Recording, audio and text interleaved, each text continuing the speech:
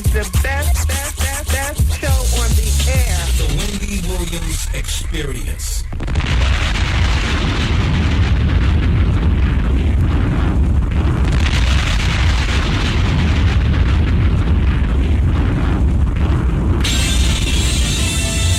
And now we're pleased to bring you our feature presentation.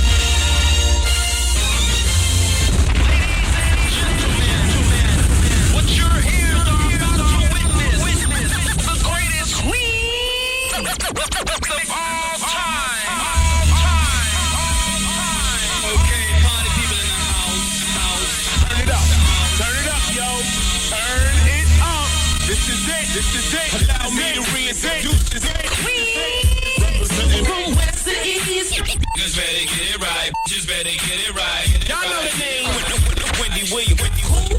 Been in this game for a while. Take a crack. Ain't nobody. It is phenomenal. Like the queen. Right here. Who the world is this? So much drama. From yo block to yo block. Heard of the number one. Female been doing this for years. Barbershop, beauty salon. Who the world is this? So much this. Again and again. Wendy Williams, bringing your name up. A lot of you haters scared to death. She at it again. Wendy Williams. She in it to win. Wendy Williams. She back and she staying. Wendy Williams. The ain't playing. Ain't playing. I like to present you. The winner of the Game Show of the Year Award. Once again. Introducing Hi, everybody. What's going on? How are you feeling today? Welcome to the Wendy Williams Experience. Another exciting day here on the show. You know, the VH1 Hip Hop Honors are being taped on Thursday, tomorrow, and they'll be on VH1 on Monday night. We'll all be watching together as, you know, all the old school people are up there and some of the new school people pay homage to the old school. Well, today Big Daddy Kane is coming in the studio. So we'll be talking with Kane. I love him. And so we will welcome him, roll out the pink carpet for Kane. Also today, our friend to the show, Dr. Ian Smith. You know him from Celebrity Fit Club. You know him from being on the show. And listen, this time around, I want you to begin faxing right now your medical questions for the Dr. Ian Smith, because that brother is a wealth of knowledge. And I'm going to sit back and let you guys facilitate your questions through the doctor and the radio for Advice Hour, okay? So the fax number is 866-WENDY-FAX. And listen, today, of course, we'll continue to talk about R. Kelly, because I've been thinking, I got some theories, particularly pertaining to that computer. And I mean, you know, we'll talk. You know, did you guys see the season finale of Are You the Girl last night? Okay, we can talk about that too. And whatever else you want to talk about. It is what it is, people. Welcome to the Wendy Williams Experience.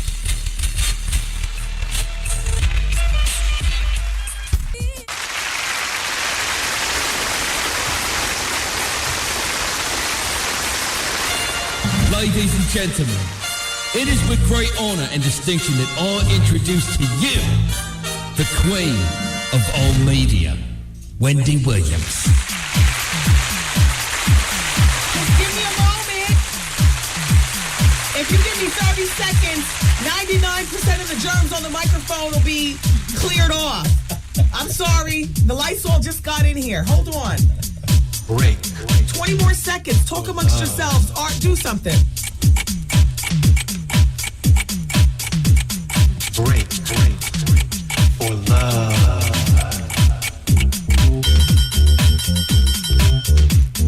Break. Okay, I think I'm good. I mean, the label says 30 seconds, 99.9% of germs are killed. And I apologize that the microphone wasn't sprayed at the opening of the show, but the Lysol wasn't in here. You don't understand how persnickety I am regarding that. No Lysol, no talkie-talkie. That's it. That's it. So I was thinking, right? Come here. We kind of blew it for Andrea Kelly by talking about that computer. This is the reason why. Because those court papers that she filed, that emergency order of protection from R. Kelly, and the beat down and whatnot, that was all supposed to be private.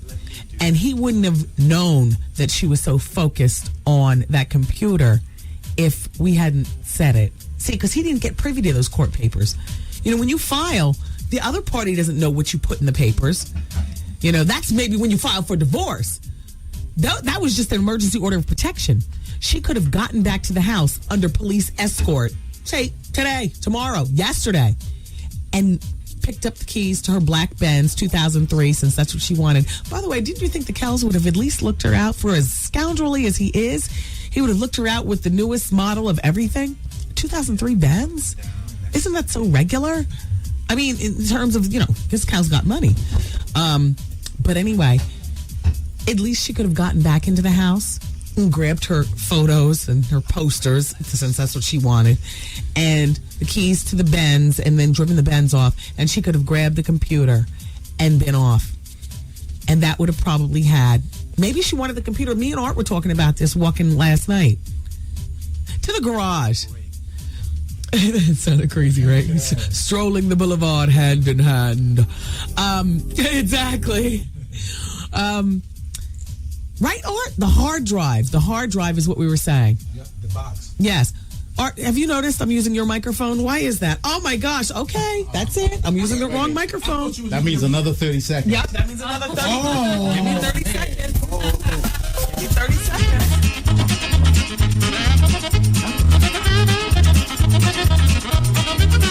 Hey.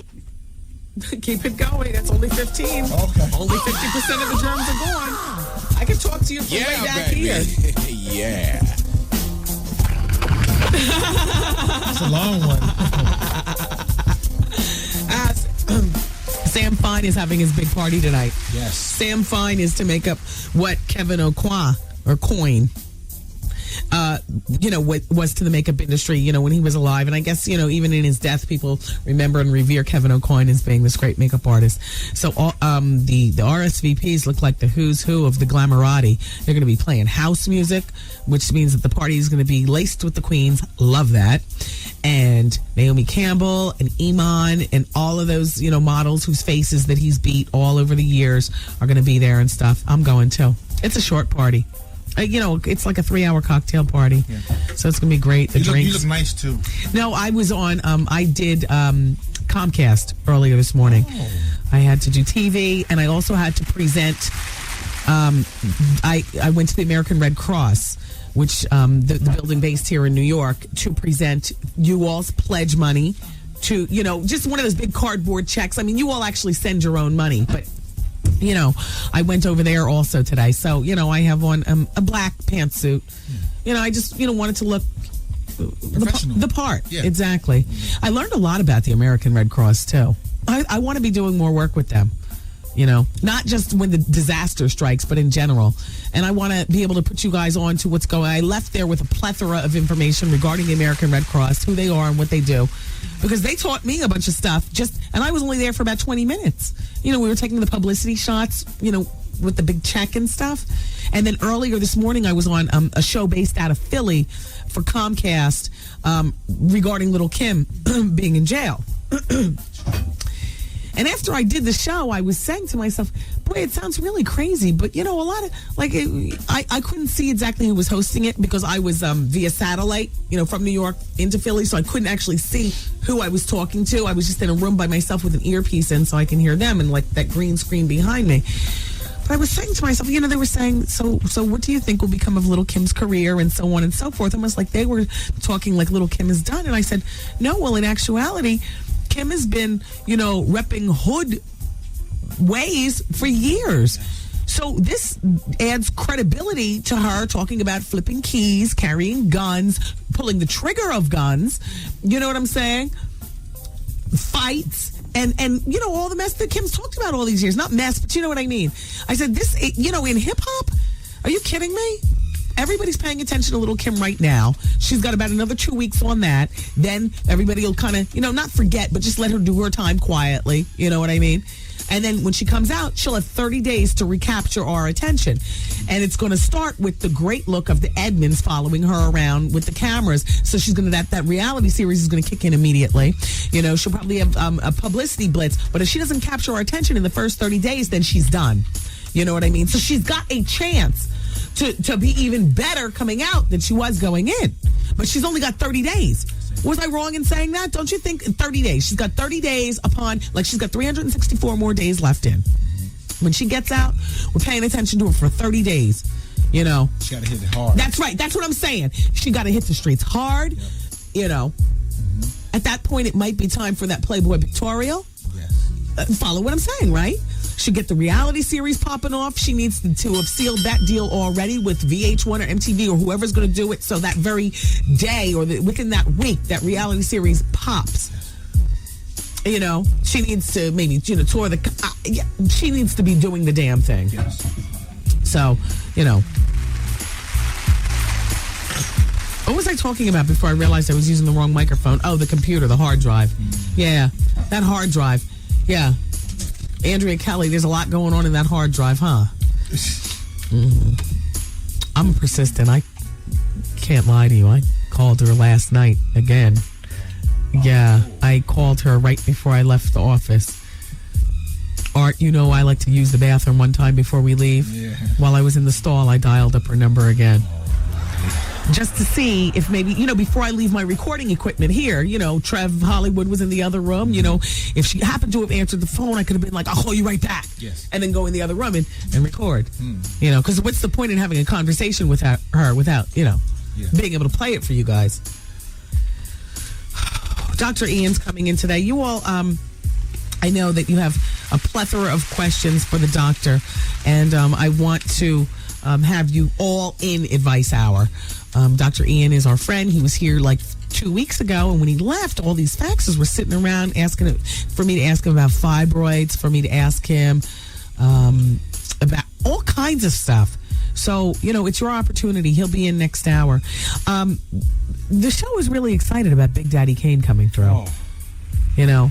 They're really excited about that. And this will probably be Big Daddy Kane's, in my radio career, which is almost 20 years, but I would say in the past 6 years, this is probably Kane's fourth time coming to visit. It's virtually that he's a regular. Yeah. I mean, somebody who comes in 4 times, that's virtually a regular. I mean, not a regular like Dr. Ian, but, in terms of celebrities and stuff like that. So, I'm looking forward to him coming through today as well. Oh, you know what? I don't know if you were here towards the end of the show yesterday, but the word is that oh my gosh, are you the girl? T-Boz, Chili. Uh-oh. Stop. Please. And Cookie Crisp. Who? The winner. Yeah. What's her name? Cookie Crisp or Krispy Kreme or... Stop making jokes, Wendy. What's her name for real? Yeah. Cookie. Crispy cookie or something. Crispy. Also crispy. Oh, so crispy. That's it. Her name was Oh So Crispy. Oh, so crispy. Oh, my gosh. No, you know what? She was an oddly cute girl with that same type of bounce around energy that TLC had, back in the day when they started. Those girls are by no means old, but I think the bitter has set into T-Boz something awful. Like she's just, T-Boz comes off as, and I know she's got sickle cell. And I understand, her situation with Mac 10 and, him, allegedly, beating her up and her having to go through divorce and stuff like that. But there's nothing about T-Boz that appears like happy to me. No. And Chili is not quite over the bitterosity of Usher. Yeah. And Cookie Crisp, you're just too happy for them too. It's a wrap, you all. Presently, my husband just got discharged from the military. But now he's home, and I just want to tell him to get the out. The Wendy Williams Experience. WBLS has something for the sisters. Circle of Sisters. 0.5 WBLS. Today's R&B and classic soul. No, because if you do, then that's like you did something wrong. Yeah, Don't. Right. Hey, everybody. It's the Wendy Williams Experience here on 107.5 WBLS. And I'm here until 7 o'clock every weekday.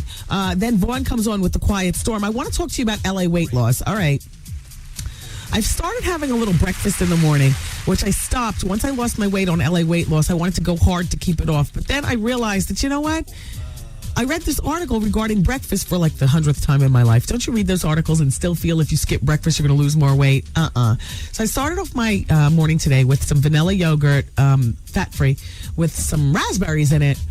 And I actually do feel more energized. I just ordered a salad for lunch, and then for dinner tonight, I'm going to have some sushi.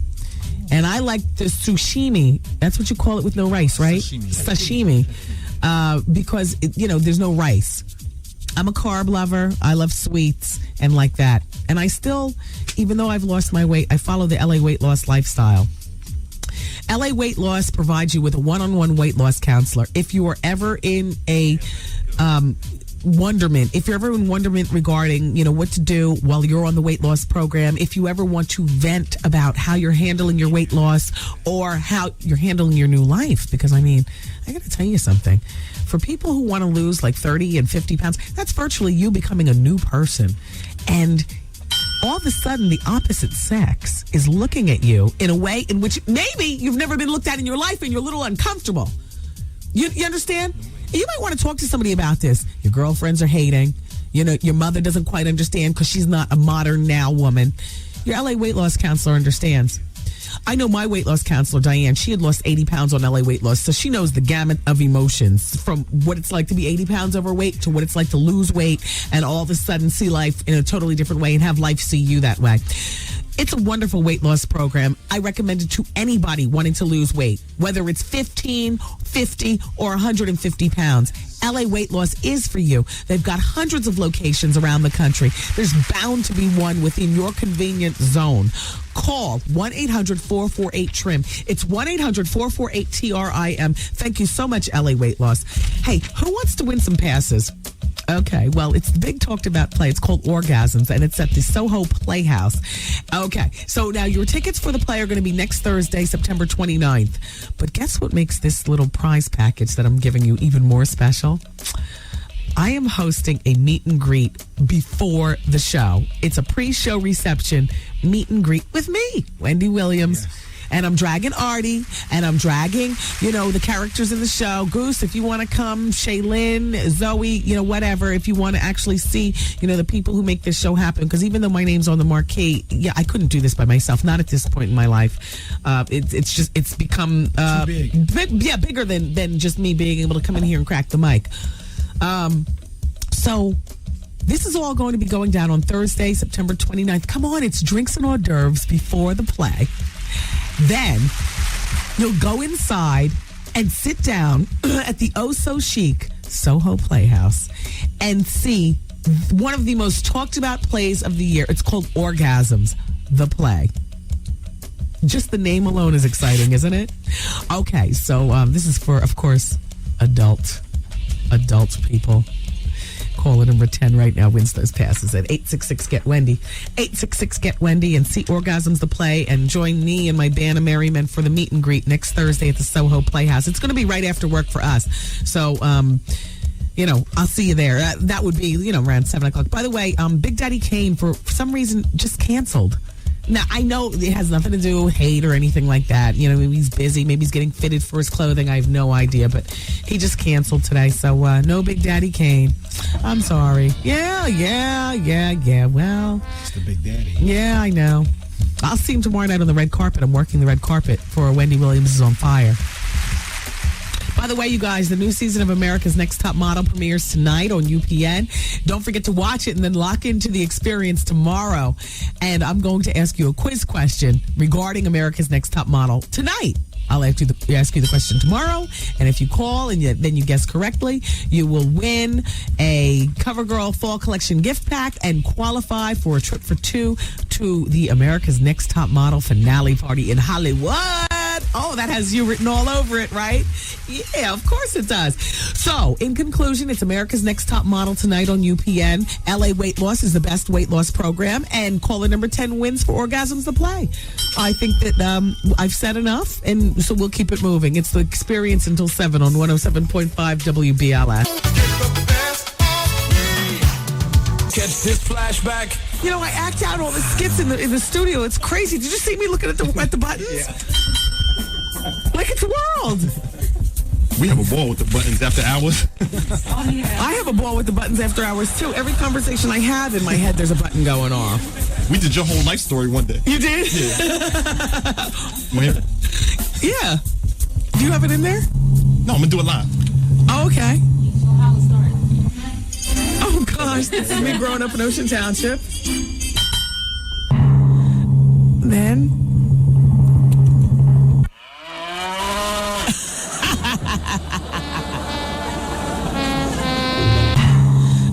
Then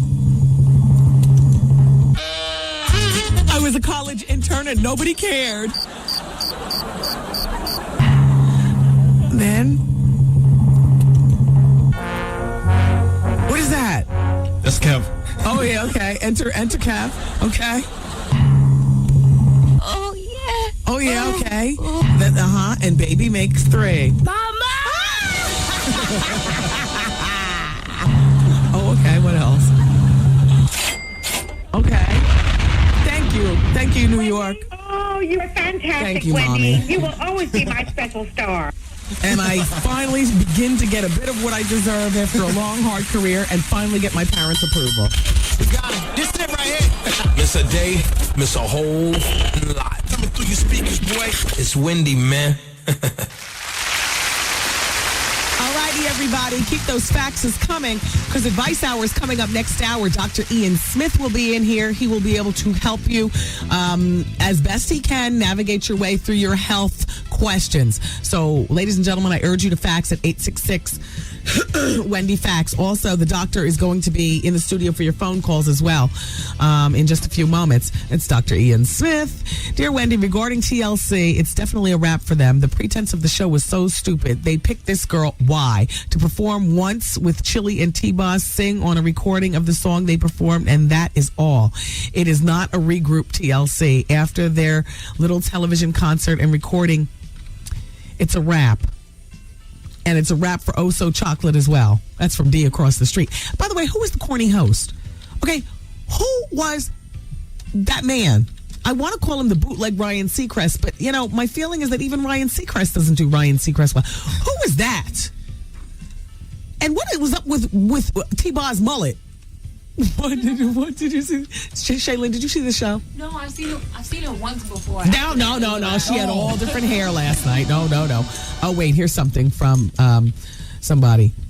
Wendy, please blast off on T-Boz old-fashioned 19 whatever hair. Come on. How long is she going to rock that corny-ass hair? On top of that, she didn't even have it curled last night for Are You the Girl? I see why Mac 10 smacked that ass. Stop it. You all, no, you stop. P.S. Shout out to Lil Kim down in Philly. Stay up. And that's from CJH, straight out of Nicetown. All right. Dear Wendy, I heard you towards the end of the show yesterday read a letter from a guy that wrote you saying that he has 14-inch Richard. Oh. Wendy, I'm 30 years. Yeah, to catch you up real quick. Okay, that's what he's holding. And he said, you know, back in the day, it was cute, it was novelty, yada, yada. But now I think he said he was 30 years old or something like that. And he's ready to settle down. And he's tired of women using him as a novelty act and not being able to hold on to a relationship. And he feels as though it's the direct reason is because it's just too much. And we talked about it amongst ourselves here on the show, and even Art admitted that's just too much. Yeah. I mean, for a one time, for a little summer romance, you know, you with your family up in Martha's Vineyard, and you meet somebody who's holding like that, but then you know unless you get used to it, you love it, and you want that tapping on your back every day for the rest of your life. Personally speaking, that would be too much for me, even with a great personality and everything. How do I deal with that all the time? Oh my gosh. I mean, that would just be You know what? I couldn't even get soft and pink for that. Like that'd be fine for, a little novelty act and stuff. I wouldn't even allow myself to get soft and pink. I don't even want another man behind that because I might fall in love with you. And then you might ask me to marry you. And then I might have to tell you can put that hair back. You know what I mean? Then our marriage is going to be a mess, ultimately speaking, because you've got too much of a good thing. But there are some women who love that, including women who love it for the rest of their life, not just a novelty act. And here's one named Sunshine. Sunshine says, Wendy, I'm 30 years old and I'm single, and I would love to meet someone with that. Oh. It has to be something else driving women away from him, though. I would appreciate a 14-inch. What woman would not? I wish you had some type of dating game or something. No, Sunshine, you're missing the point. You know what I'm saying? She's looking to meet once again for like the novelty act or when. Quite frankly, I believe him. He could have a stellar personality and all that. But with that right there, can you please take out a measuring stick? I have a ruler. Art. I got a ruler. Art. Yes. Do you understand? 12 inches is a piece of paper. Yes. You add 4 more inches on this. Goose, look. Yeah. There you go. Shaylin. Got the paper. Add 4 inches onto the paper. Everybody, pull up a piece of paper. Turn it horizontally. It's 11 inches. 11? That's Oh, 11. damn. Add 5 inches to the piece of paper, and that's what you got. It's an animal. Let me tell you something right now. You can be a 7-figure something or another with a beautiful personality and the whole bit. We are destined to live 2 separate lives. I am destined to be turned off because of all that. I'll get on my grind and make my own money. It might not be 7 figures, but at least my back isn't blown out and I'm not walking crazy. That would be a deal breaker for me. That would be like a little freak show that I can tell my great-granddaughter one day when she comes to me to sit on her old grandma's lap and I talk about the heyday. Well, girl, back in the day. You know what I'm saying? I used to walk funny. Yep. I used to walk funny just for one summer. You know what I mean? Yeah. Me and, your great-grandma and great-grandpa, we, vacationed in King's Lodge, and I met this fella who used to rack them up at the pool hall.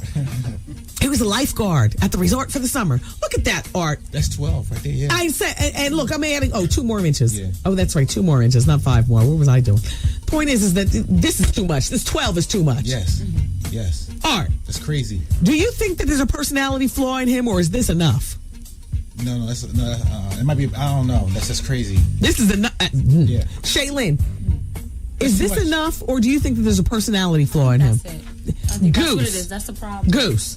That could be a problem because for many women, the butterfly is more fun.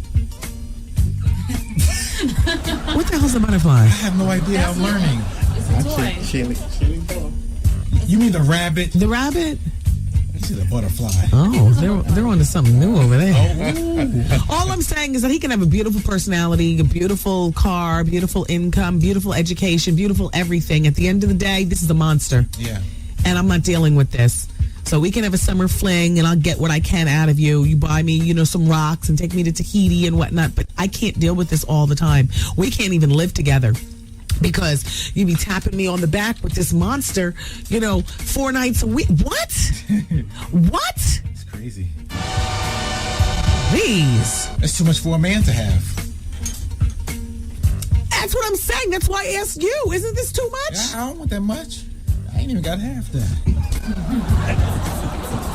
I'm just too much. Just too much.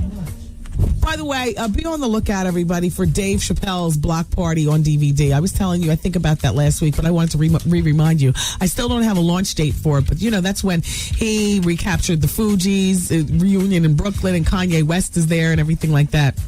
It's been picked up, and it's going to be coming out on DVD through Rogue Pictures. So, Artie, be on the lookout for that. Yes. We can get some nice sound bites off that. And who in the tsunami? Well, you know what? At least she's doing something. Star Jones donating her Emmy dress to... Is this time for the break? Okay. All right, everybody. The phone lines are open. Dr. Ian is here for your questions. 866-CALL-NOW-GET-WENDY. It's 866-CALL-NOW-GET-WENDY. Call now. It's 866-GET-WENDY. 866-GET-WENDY. Advice Hours next with Doc. Wendy, man. So I called you like 3 weeks ago about me and my boy had a threesome and how he touched my butt. He came to me saying that he really want to have sex with me. Well, you should have known that when he touched your butt. The Wendy Williams Experience. Hey, listen, y'all. Tomorrow morning, you don't want to miss it because we got everything going on. We got the Ask Steve letter. Boy, y'all been faxing some funny stuff to me. We got the hilarious top 10. We got the question of the day. We giving away tickets to see me live at the Foxwood Casinos October the 8th. And we got tickets to the big event for women, Circle of Sisters. Sisters in a circle. Sisters holding hands, standing round. It's the Steve Harvey Morning Show. Weekday mornings, 6 to 10 on 107.5 WBLS. Women tripping, but it's going to be going down too. We got tickets to everything, man. You don't Today's R&B and classic soul. Everybody needs There comes a time in it. That's selfish to my son. Come get some. Let me tell you, Wendy, it's really a trouble with a dude. Advice out. I'm having a problem with my fiance and his family. I was in a relationship with this girl for like 18 months. She told me the relationship meant nothing. Always drama. Call Wendy right now. 1-866-GET-WENDY. Fax Wendy at 866-WENDY-FAX. Wendy, can you give Hi, I'm Mariah Carey. Yo, what's up? It's your boy, Jaheim. Hey, y'all, this is Carolyn Ramsey, and you're listening to the Wendy Williams Experience.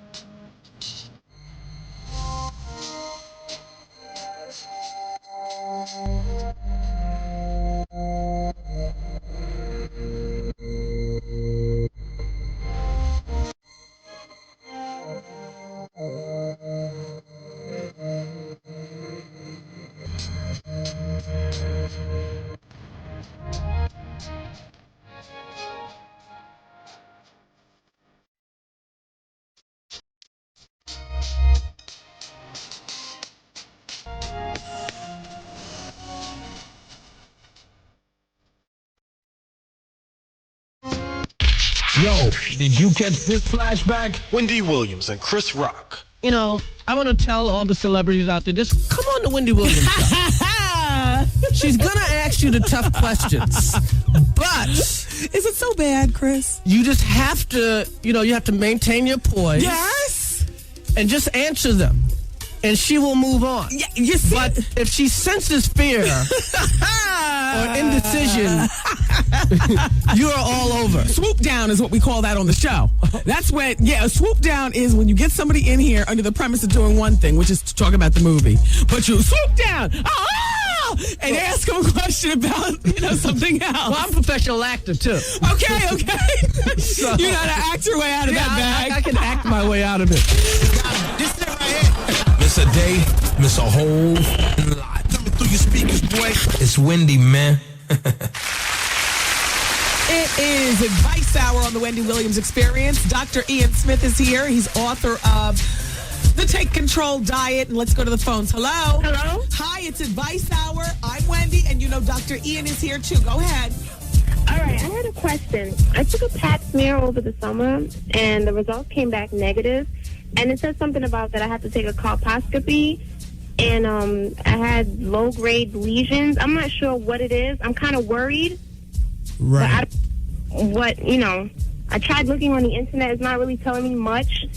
Right. What that means is that they're seeing some changes in your cells, in your cervical cells.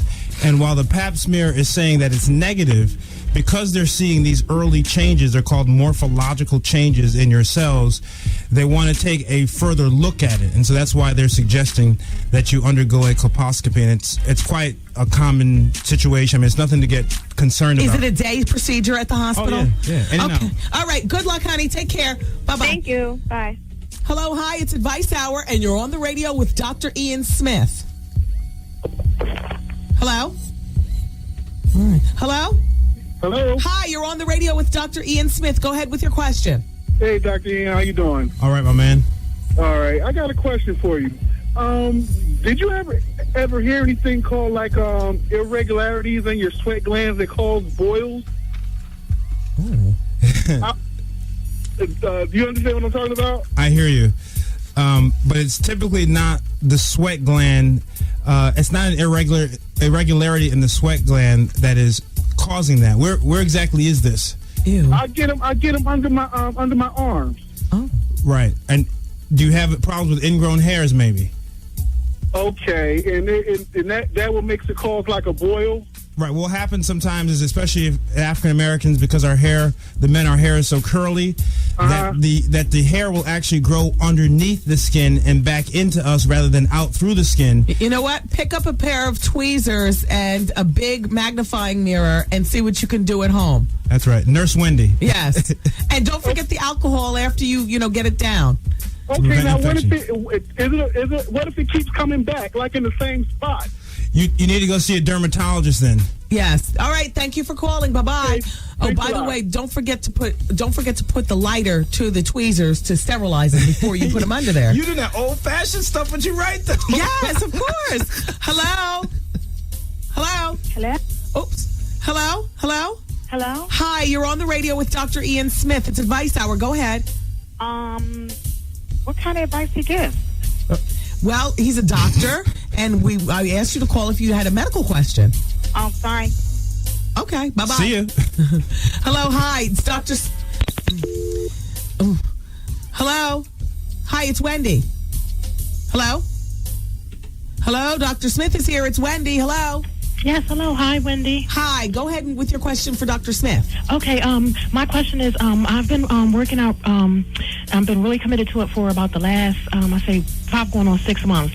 And my calves are really big, and I haven't been doing any leg work because I don't want them to get any more muscular or bigger. It's boot season, Dr. Smith. Yeah, and I did get the website for the boots, Silhouettes and the other one. But I don't want them as large as they are. I want to know, is there something I can do that will make them slimmer, a little more streamlined? Okay, first of all, you cannot do what's called spot reduction, which means you can't just lose weight in your calves. Right. Now, I don't know how big you are overall, but what you can do is you can try to increase the tone in your calves. So you need to do not bulk building exercises like heavy weight, but you need to do things like toe raises. And what that does is if you do high reps, you sit in your chair and squeeze your calf muscles and try to do that between 10 and 15 times, 20 times throughout the day. That's just one example of an exercise you need to do. But the idea is you have to burn your muscles and contract your muscles to get better tone, but you can't necessarily reduce the size completely because some people just have big calves. Right. Okay, thank you for calling. Right, thank you. Bye-bye. Bye. Hello, hi, it's Wendy, and you're on the radio with Dr. Ian Smith. Hello? Hello? Hi, do you have a medical question for the doctor? Yes, I do. Go ahead. Well, me and my husband, we've been married for 4 years. I'm 24. And I've never had a orgasm. Is that like normal?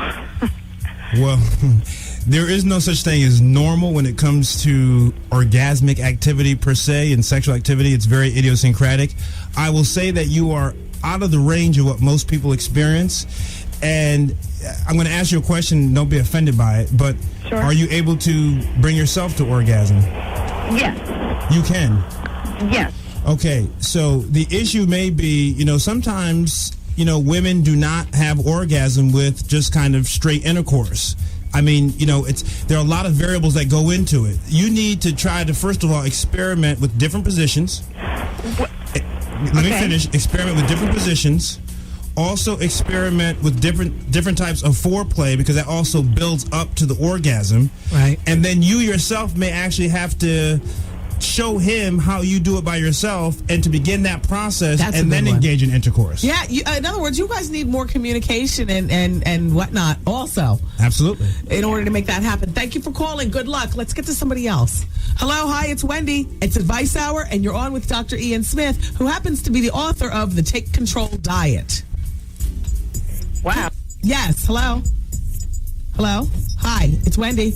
Hey, Wendy, is this Advice Hour? Yes, and Dr. Smith is here, Dr. Ian Smith. Oh, well, I didn't really need advice. Okay, well actually, I did. You know what?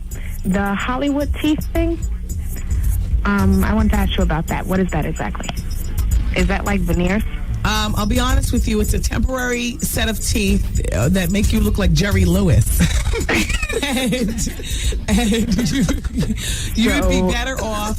I'll be honest. You'd be better off talking to your dentist about a more permanent situation. Have you ever heard of Lumineers? No, I haven't. All right, take care. You're crazy. I just saw him on TV, which is why I'm laughing. Right. Hello, hi, it's Wendy. Dr. Smith is here, and it's Advice Hour. Hello. Yeah, Wendy. Let me ask. Yes, this is it's you. What's up, mommy? Hi. Yeah, I'm gonna ask you a question. All right, this is the advice I need. Let me pull over real quick. Okay. Okay, I had a situation where I dealt with this female years ago, and I bumped into one of her girlfriends that used to live on my block I used to live on. Okay. And so she had ended up supposed to have got pregnant, claimed to had got an abortion. Uh-oh. Her man was supposed to be put away. Uh-huh. But come to find out, when I saw her girlfriend, she said that she didn't get rid of the baby. She had a girl, but she has him believing that it's his child.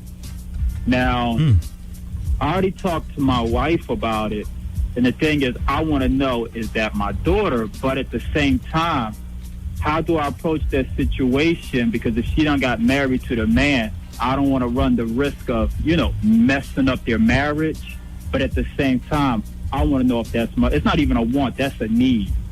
I want to comment on this. Okay, go. As a brother, you got to make a decision. Either, you got to weigh it and say it's more important for you to know whether or not this is really your child because you need to be supporting your child, or it's more important for you that you do not distract this marriage because in 9 cases out of 10, if this man thinks that this is his child and it's not his child, you're going to distract that marriage by bringing that up. So you got to accept that. So you need to make a decision. You're at a decision tree. You got to choose which road you're going to go down.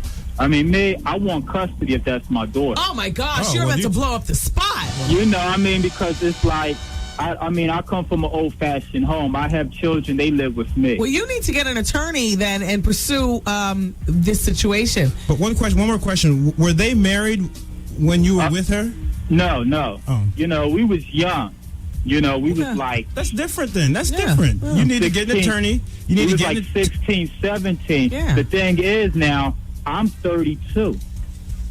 You see how much time done went by, and it's like, I don't want to just go to her mom's house, wherever, knocking on the, just coming out of nowhere, and then coming to find out it's not. Listen, my man, get an attorney. Okay, get some advice from an attorney as to what your legal steps are. If you've not talked to this woman in a while, you're right. You knocking on the door saying this is my child could be a problem. So you need to kind of get your support mechanisms together, then go from there. All right. Okay. Thank you for calling. All right, thank you. All right, it is the fabulous Dr. Ian Smith in the room, friend to the show, the medical expert on Celebrity Fit Club. We're going to talk about Celebrity Fit Club, among other things, in the next segment. Guess what, y'all? There's a black girl on the next Celebrity Fit Club, a celebrity that we all know, who got butt implants, hip implants, and we're going to watch her in Mexico as she gets her lip injections. And there's a whole bunch. Next season of Celebrity Fit Club on VH1 is going to be crazy, Dr. Ian Smith. It's going to be bananas. Okay, let's go back to DNA. Okay. All right. And then I want to talk with you about where you're going today. Mm-hmm.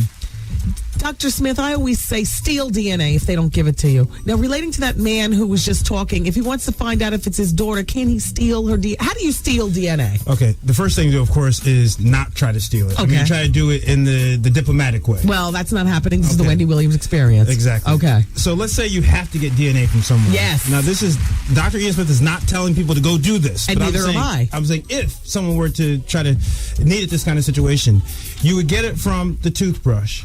You would get it from their hair, just a little piece of hair. You can actually get it from a hairbrush, a comb. Hair weaves. Yeah, well, that's canceled out. Underneath it.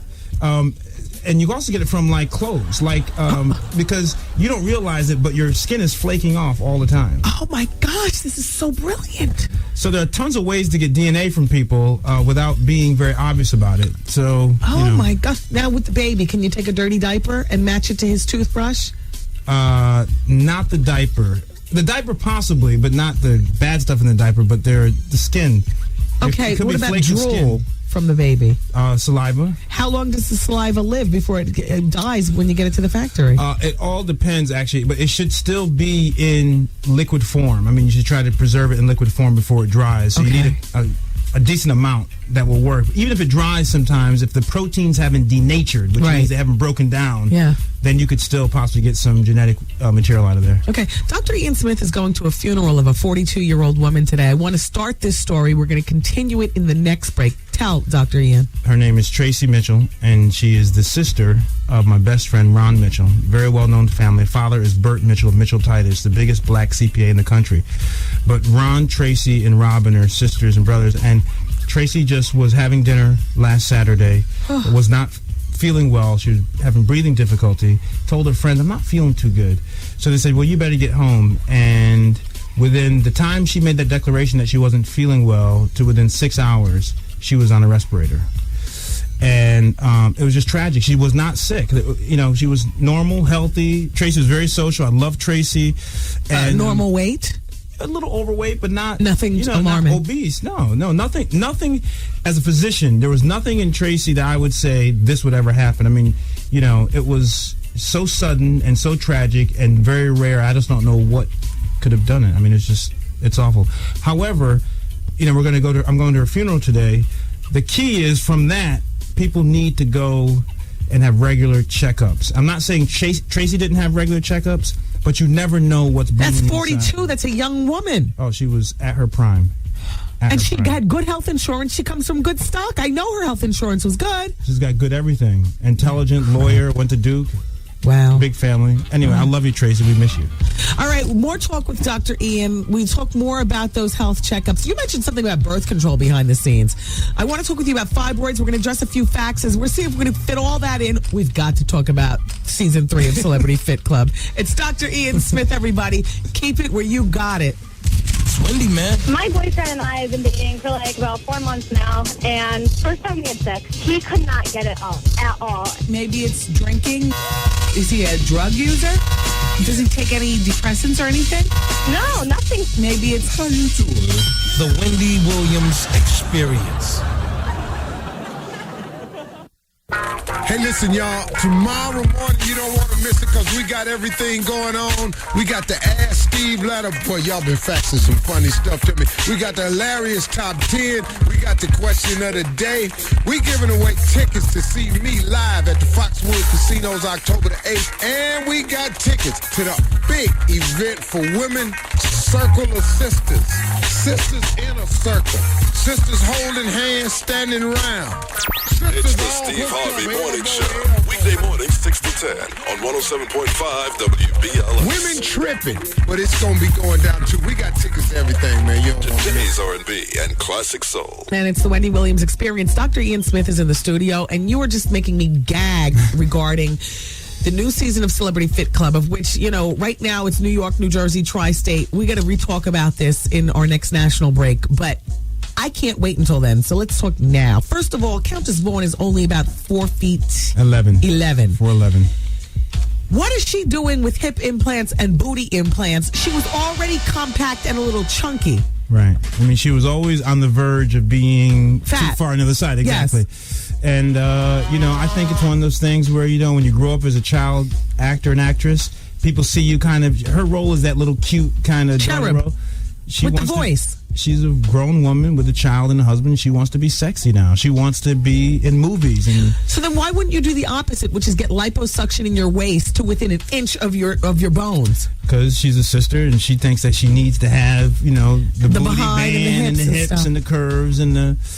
And so now, during Fit Club, are we going to watch her go get her lip injections, or she's getting a third surgery, and she goes to Mexadamco? She must not be getting crap from the syndication of the Monique show and the wasn't she on Moesha too, or just Monique? Moesha too. 227 or something like that. All of them. She was on all of them. She must not be making any money. She's going to get surgery in ghetto Tijuana for surgery, just for surgery. I didn't say vacation, but what? She's got a nice house in L.A. though, but I will say that she is agreed to let the show go down. Why is she getting it in Mexico? Have you talked to her about this as a medical professional? Is that the surgery capital of the world if you've got enough money to get it done someplace within this country? if you said to me, Ian, I want to have surgery done, plastic surgery done, I would send you probably to Park Avenue or to a place in L.A., a couple of guys in L.A. who are top of the line. Right. I would not send you to Mexico. Of course not. What is the medical myth about Mexico? It's easy. They don't ask a lot of questions, and it's cheap. I mean, here it's not that easy. Here you got to go through stuff. Yes. You know, doctors want to check this and check that and make sure this. And I'm not. And we want to check them. Are those doctors all? How do we know that they're not hacks working on us? I mean, that happens here. You talk about a Park Avenue doctor. I had a Park Avenue plastic surgeon. Saw him being carted away with the cuffs. Brenda Blackman on the UPN 9 News. I called Brenda the next day. I was like, oh, what did I just see with my surgeon? Yeah, it happens. But I would definitely not. I'm not speaking bad about Mexico doctors, but I think that, you know, it's a risk you take going to another country where the regulations are a lot more lax. So Countess Vaughn is going to reveal all of this to us on the next day. Yo, VH1, damn you, while you're failing me with the On Fire. You all are on fire with this particular season. Because it's going to be bananas. We just start taping season 3 in LA, and it will air premiere January 8th. Okay, tell us who else is going to be. Dr. Ian Smith, everybody. He's the handsome black brother who is the medical expert on Celebrity Fit Club. Who else is on? Young MC. Oh! Bust a move. Wait, what are his weight stats? He's about 6 foot, 275 pounds. Okay. He's a big brother. Wow. Bizarre from Eminem's crew, the guy with the shower cap. Wow. He's part of D12, lives in Atlanta. Okay. He's about 5'10", 320. Okay. Tempest Bledsoe from The Cosby Show. What? I'm telling you. She's got black woman anger. Tempest, you know, Tempest is Tempest. Tempest got some issues. Tempest has gotten, not that I've known her from before, but considering she grew up a child star, you know, with the privilege, it's not like she grew up carrying a baby on one hip and the responsibilities of her jailed man on the other hip. I mean, I don't know her background, but I remember I knew people who worked on her talk show when she had the talk show, and after the show got canceled and whatnot. And she was dating that little guy who used to be friends with the dude from the show, Art, with the flipped up glasses, the Lisa Bonet. She dated Ron. Oh, Dr. Ian, your demeanor just changed. She dated you too? No. She's still dating him? Tempest. She vents on the show about her relationship with Ron. She's still dealing with that? Not yet. But Tempest, let me just preface it by saying Tempest has been very nice to me. I have a great relationship with her. Okay. You didn't say anything I did. But, you know, people have issues. And we're going to get into the issues. And, you know, she and I are going to talk more about what's going on and catch up and stuff. But who's the angriest one on the show? That's tough. I mean, you know, Tempest has the most kind of attitude. Okay. And I'm not saying in a bad way, because then, you know, not Omarosa kind of attitude. Right. But she just, you know, she don't take no junk and she's not fooling around. No, well, there's nothing wrong with that. No, I support that. But she's the most, the rest of the crew is kind of. Is she still dealing with Ron? I don't know. Damn. He hasn't come to the set. We haven't talked about that. Because the psychologist gets into those issues, Linda. We're going to get into all that stuff. Okay, so who else is on the show? Celebrity Fit Club. Okay, so you got Countess Vaughn, you got her, you got Bizarre, you got Young MC, then you got Chastity Bono. Whoa! Yo, this is where her life has gone. I mean, with her mom's money, her work with Glad, and the whole... I'm surprised she wants to put her life on blast like that. But you know that she's had historically problems with her mother. Yeah. You know that from the beginning. Mm-hmm. And they've had this up and down relationship. But I'm going to tell you something. I call her Chaz. I like her because she is straight up. Yeah. I'm no straight joke. Up man. She talks junk to the producers. Yeah. She talks junk to, you know, anybody. And she tells it like it is. She's sloppy too. So how much does she weigh? She's about 215. And she smokes. And how tall is she? She's about 5'6". Yeah. But you know what the thing is? Of all the people, I mean, she is determined. Like, she calls me up all the time. Dr. Ian, can I have this? Can I have that? She's very disciplined. And so she's going to lose a lot of weight. I wish her well done. Does she have a girlfriend? She does. Does the girlfriend visit the set? She was on the set. We've only had one taping, but she was on the set. Lipstick girlfriend? They were, yeah, I would say that. Yeah, definitely. Nice. Very, very nice looking. And, yeah, they very happy. Have we rounded out the show? Who else is going to be on? Bruce Valanche, who is the Center comic writer Square. From Hollywood Square. Does jokes for Whoopi Goldberg. Okay, he's like a little cherub troll. Exactly. And the last one is this guy named Jeff. Now, I didn't know this guy, but his name is Jeff Conway. He played Kaniki in Grease. don't and know he who played that on Taxi. Jeff Conway, yeah, we know him. What's his weight stat? No. He's gonna be the next Gary Busey. Gary Busey. Oh, he's a crash and burn. He's gonna be a problem. Wow. He's gonna All be right. a problem. So him and anybody else? And Kelly LeBrock. What? With the lips? With the lips. Weird Science? Weird Steven Science, Seagal. Steven Seagal's ex-wife and Lady in Red and. Well, she was a sex symbol. Do tell. How much? Sex symbol. She was. All my friends have said, "Oh my goodness, she made me a man." But wait a minute. Much like Kirstie Alley, because Kirstie doesn't need to lose any more weight, and she to me is still a sexy woman. She's good looking. Certain people just have that kind of sex appeal to them. You know what I mean? Kelly LeBrock still have the aura? She's got the lips, and she's not huge. Yeah. She's about 5'9", 175. Oh. She'd like to lose about 30, 35 pounds to put her back into her old range. She wants to get back into movies. But, you look at her, you're like, she's an attractive woman. I mean, and you can visualize taking 10, 15 off of her and seeing where she'd be. Because even she's probably, 45 now? Yeah. She doesn't look 45. Beautiful looking woman. Wow. So It's gonna that's be the it, show. the Celebrity Fit Club season 3. When does that start? January 8th. We're taping all the way through Christmas.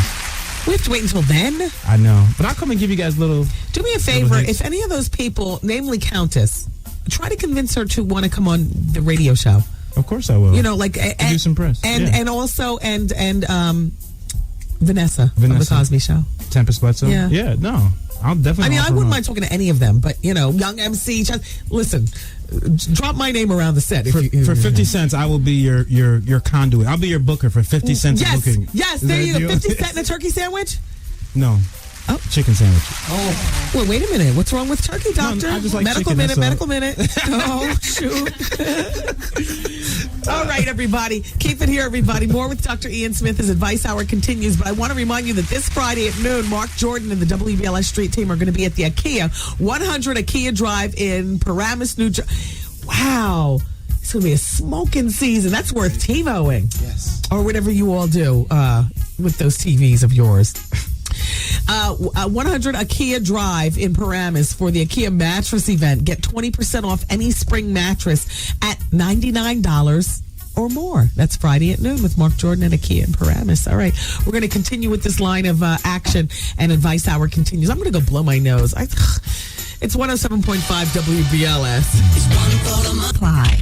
Yo, did you catch this flashback? Wendy Williams and Carl Payne, a.k.a. Cockroach. So the rumor was that you got fired from the Cosby Show because you wouldn't cut your hair after Bill Cosby insisted that you do it. Right. No, that's not how that went down. Okay. Basically, the last show I did was the show where we went on Dance Mania. Oh, yes. Oh, yeah. That's when it jumped the shark right about there. So basically what happened was Bill, the wardrobe people slicked my hair back. Okay. Now, I don't have bad hair. Get to the point. So, all right, the point is Bill came at me crazy. Why? Because he thought I permed my hair. He thought I had a jerry curl up in my jaw, and he was like, yo, didn't I tell you not to do that to your hair? I told you. And I'm like, yo, your makeup people did this, And he came at me crazy, and I was like, yo, I'm 15, 14 years old at the time. Did you say F you, Bill? Bottom line. What? Bottom line. He came at me crazy, talking like... And he fired you?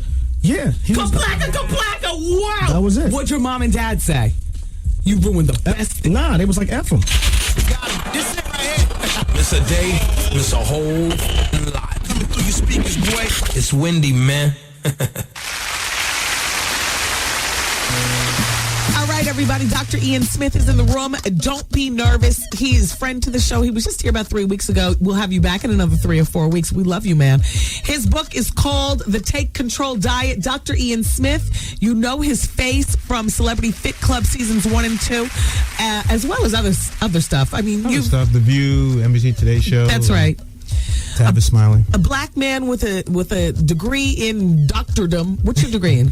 Medical degree. Medical doctor. What do you specialize though? Physical rehab. That's what I was trying to get at.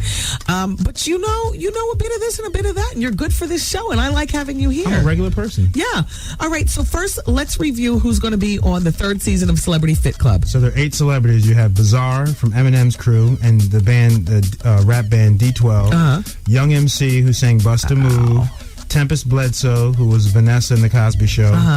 Countess Vaughn, who was Monique's daughter, Kim. Who went to Tijuana, Mexico and got butt implants, hip implants, and she's going back to get lip injection because she wants to be sexy at 4'11", where she already had all of this.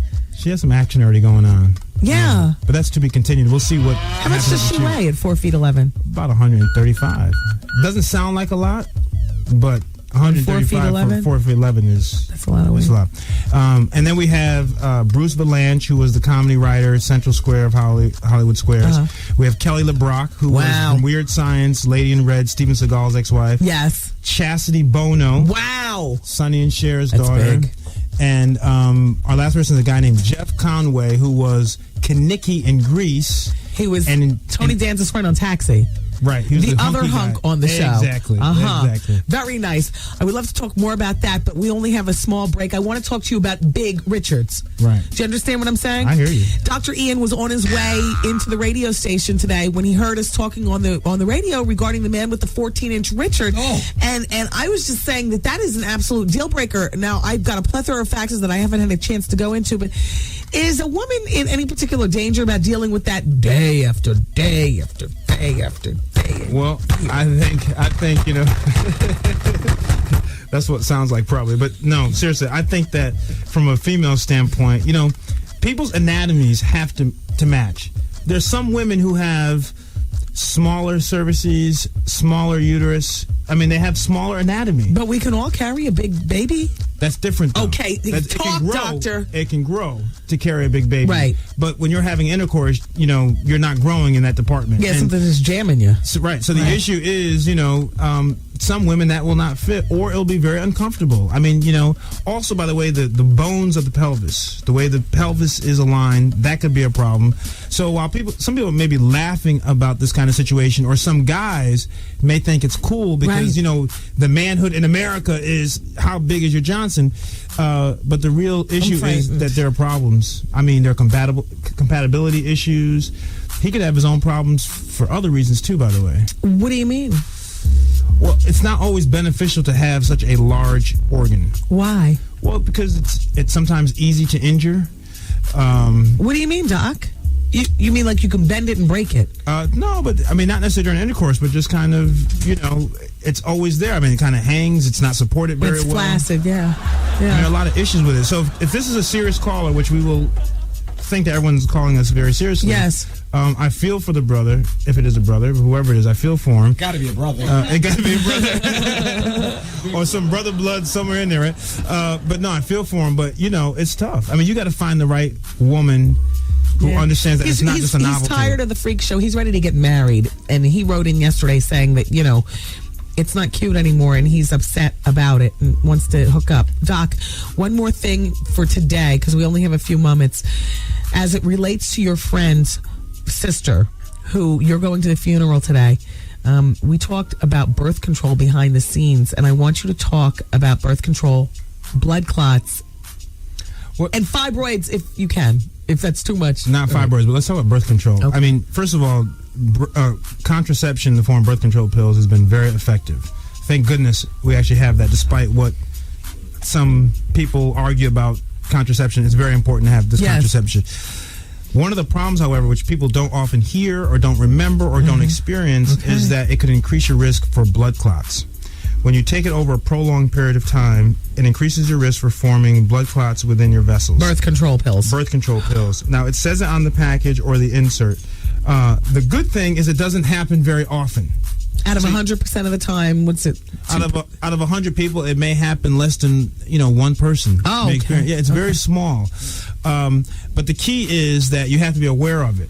You have to be aware that there's a possibility, because if you're taking birth control pills and you have other conditions that may lead to blood clots, for example, if you're seated for long periods of time, if you're on other medications. I sit every day for 4 hours.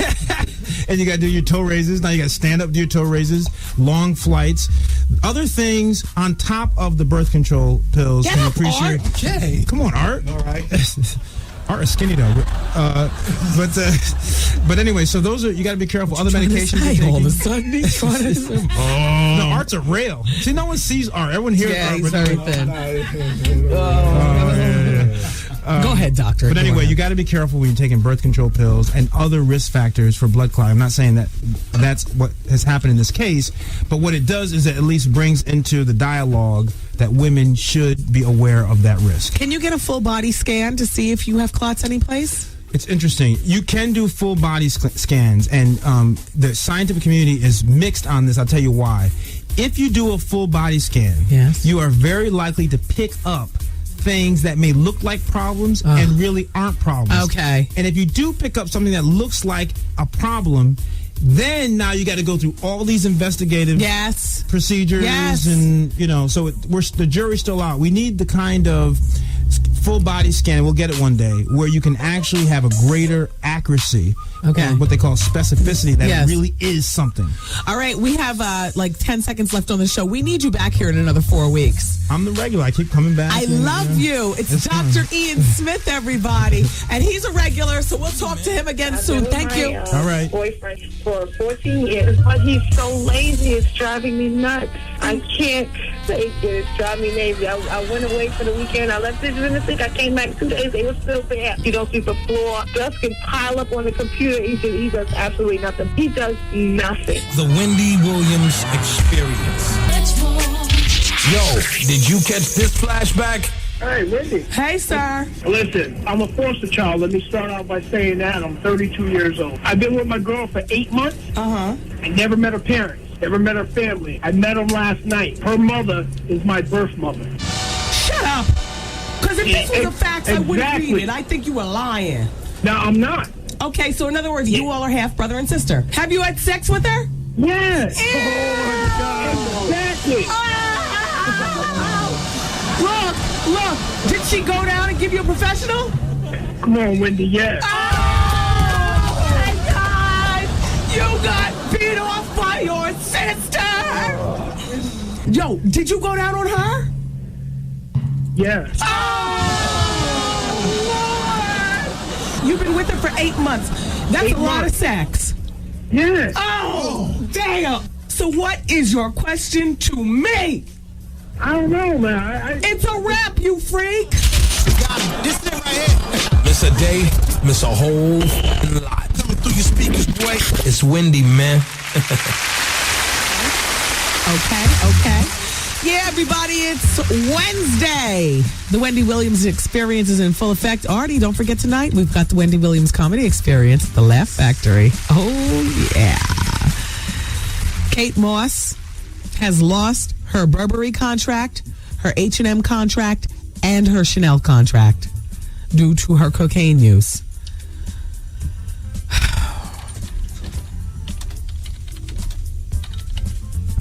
Well, Naomi would have lost and Tyra would have lost. So therefore, why wouldn't she have lost her contract if they feel as though this is not the type of face that they want representing their product?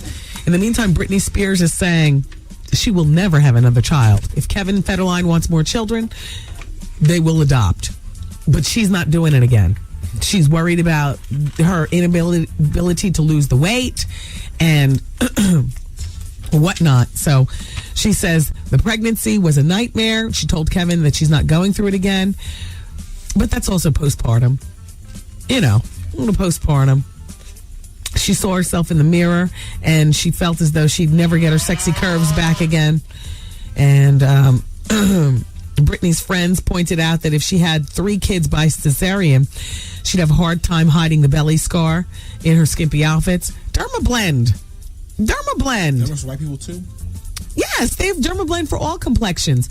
And the only time that we see her belly, think about it. Sure, maybe you'd see the Dermablend makeup in real life, but on TV, she could go on all the TV award shows with the scar hidden behind Dermablend. The TV, we wouldn't be able to see.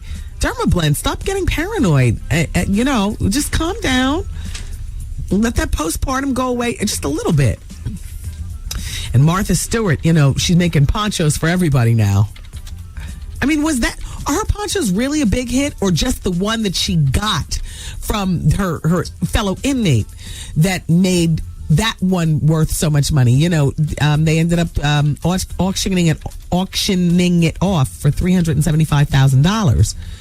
But now They say sales of ponchos have risen very high. They're attributing that to Martha Stewart's poncho. And so now Martha's doing ponchos on marthastewart.com for $49.99. I don't think that the fashion world thinks it's that serious. Are you all buying the ponchos? I mean, was it that serious to you all? Wesley Snipes is going back to the big screen. Good. A way to pay some of those deadbeat bills. Now, I'm not familiar with the comic book hero Black Panther. Are you? Aren't you familiar with that? Yeah. Well, Wesley is planning his big screen comeback as the Black Panther. And this is what he says. I've always been attracted to the story because of the protagonistics regarding a strong African-American figure. A monarch who's intelligent, powerful, and who uses his gifts to protect his people from external forces. They're going to be shooting in Nigeria. And, well, good. Here, tell Wesley, can I use the money? Oh, by the way, to reiterate, some of you all might be waiting around for Big Daddy Kane. Big Daddy Kane pulled out. Not because he's not a friend to the show, because he is. But he's probably busy scurrying around getting fitted, doing rehearsal. Is he actually performing? The answer is no. The VH1 Hip Hop Honors have performances by Biz Markie, En Vogue, Faith, Fat Joe, T.I., The Roots, Kanye West, Eve, Nelly, Common, Jazzy Jeff, Snoop Dogg, and Missy Elliott. And the great thing about when En Vogue performs, we learned yesterday, they're doing What a Man with Salt and Pepper. Mm-hmm. Now I wonder if it will be Salt, Pepper, and Spinderella, and what members of En Vogue are going to be doing the performance. I mean, you know. Need the original players. Exactly. Well, there are going to be a lot of people there. Big Daddy Kane is one of the people getting honored for the VH1, the VH1 Hip Hop Honors. Grandmaster Flash and the Furious Five, Ice-T, LL Cool J, John Singleton for his movie Boys in the Hood. Salt and Pepper will be getting honored, and also Biggie. So it should be a big extravaganza. Don't forget, everybody, it'll be on TV on Monday night on VH1. The taping is actually going on tomorrow. And yes, Wendy Williams is on fire. Will be on fire on the red carpet. Here, this is the last component to finish out this, the show. So hopefully, we can get the show turnaround by April. Woo! So, Christian Slater. Wait, my nose is running. You're an napkin right there. Yeah. No, not one of those paper towels. They're hard. Just in the bathroom. Never mind. I'll use my shoe bag. Never mind. No, this is soft. There you go. I just have to stop a little. Oh, you are so queenie. Where did you get a box of Kleenexes? Stop it. It's for you. Miss Artie, what are you doing with a box of pink Kleenexes over there in the corner? I watch porn on the internet. Remember? I do it with something. What you doing up under the console? Christian Slater, how you doing? Ooh, easy. Well, no, excuse me. As I was going to Comcast CN8 today on the sidewalk, a gentleman stopped me and Nicole and was crowing on and on about Christian Slater and his how you doing covert activity at a particular bar here in Manhattan. Gentlemen, I forgot your name, but I do remember what you said. But anyway, the groping charges against him are being dropped. Remember, he was in the deli, supposedly groped that woman. She called the cops. Well, the case was dismissed. And so his lawyer is very pleased with the outcome. That happened back in May when she says he forcibly touched her, allegedly groped her at a deli in Manhattan. So that's been dropped. Who saw One-on-One last night? I did not even know that it was on, so I didn't see it, but I can tell you this.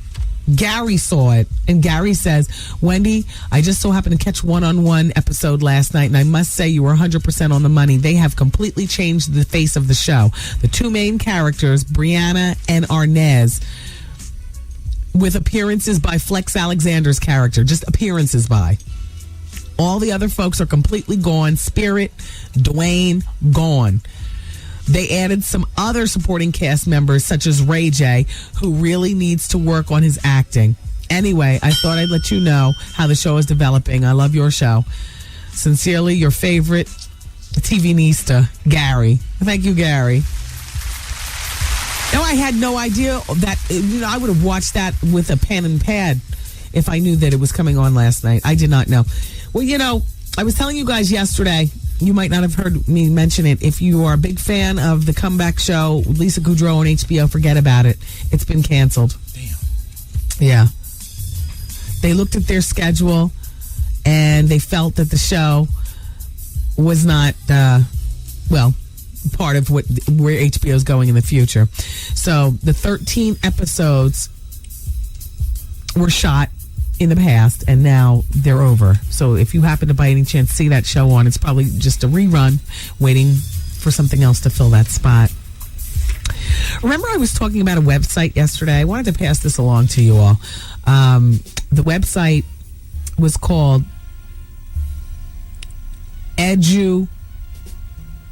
Anyway, here's the deal, okay?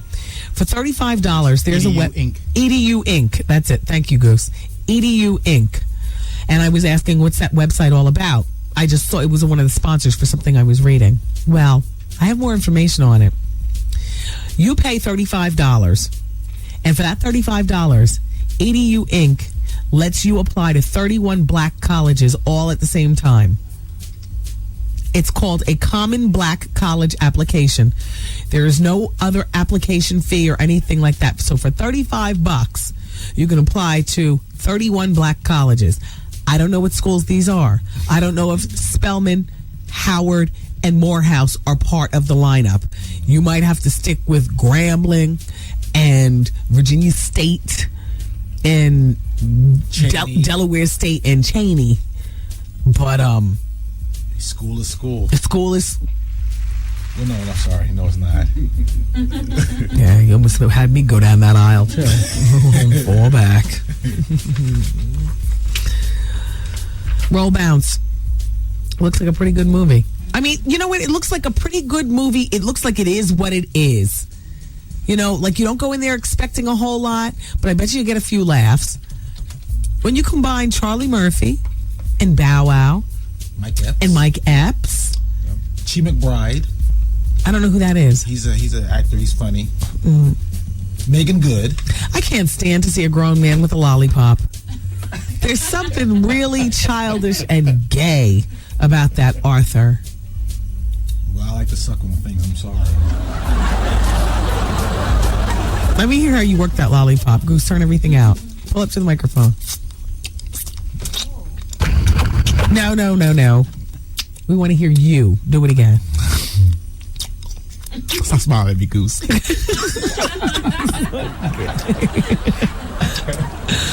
Finish it off.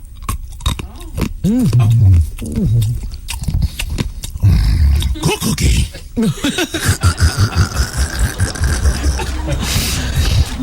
Well, the filmmakers of Roll Bounce have announced that they're going to give 10% of the Fox Searchlight opening weekend box office ticket numbers to the Hurricane Katrina disaster relief, and I think that's a terrific thing. They're encouraging you all to go out and see Roll Bounce in this first weekend, and just remember that if you haven't donated, or maybe you don't have the financial means to donate, but you're going to take yourself to the movies, here's a way of donating, and you get something out of it too.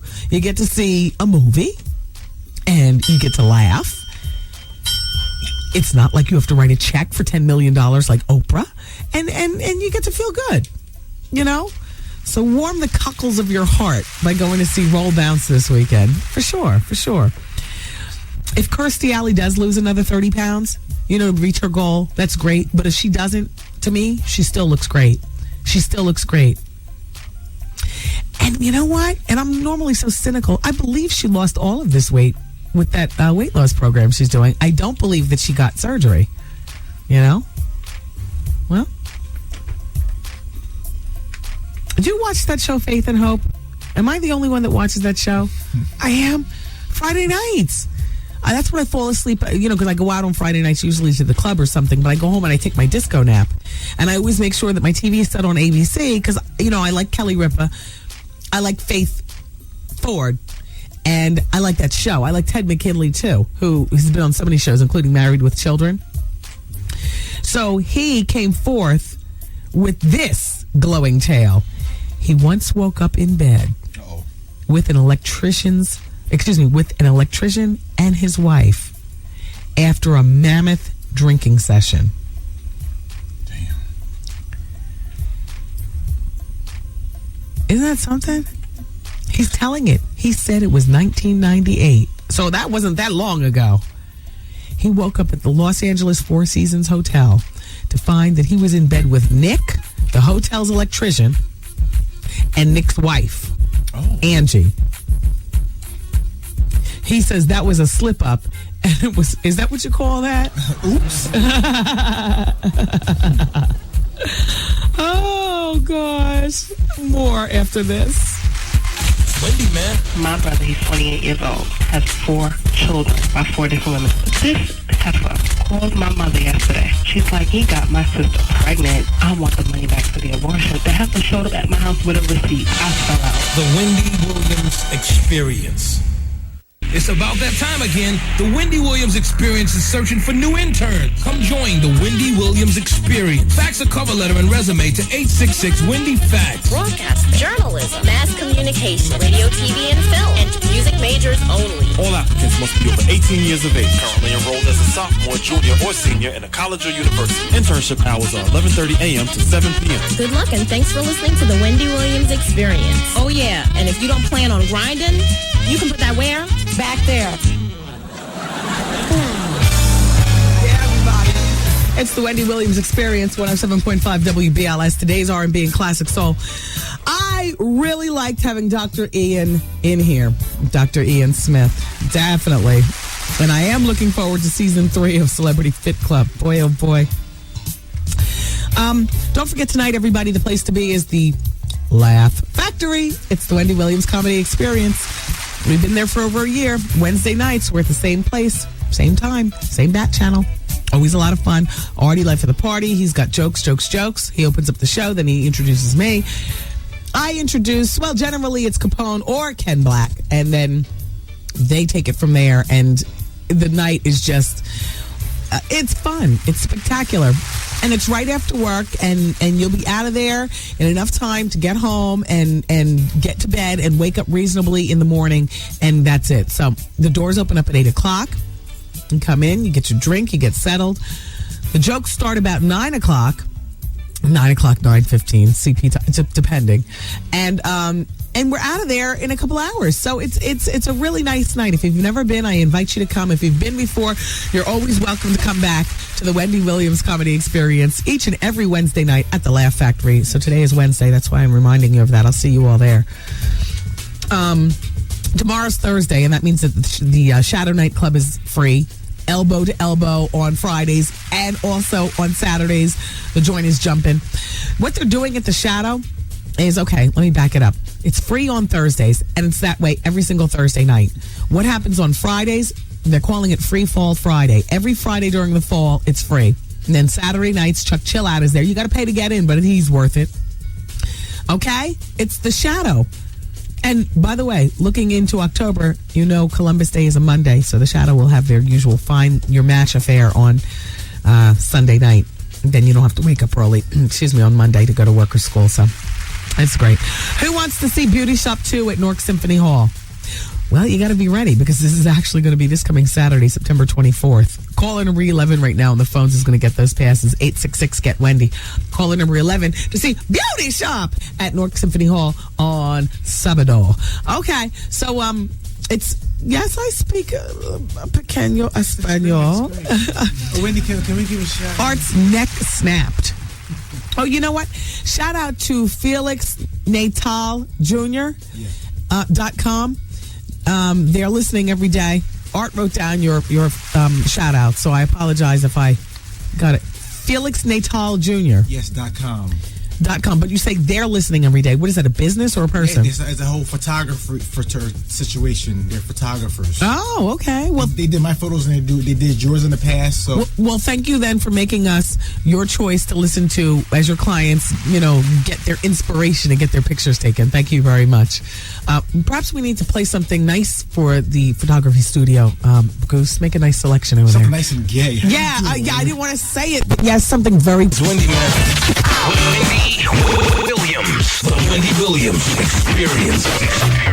Experience.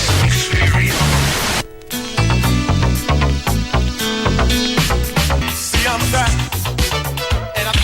Yo, did you catch this flashback? I got a duo professional from Amira and Damon. A mouth really is a mouth. A dual professional. What does that mean? Same time.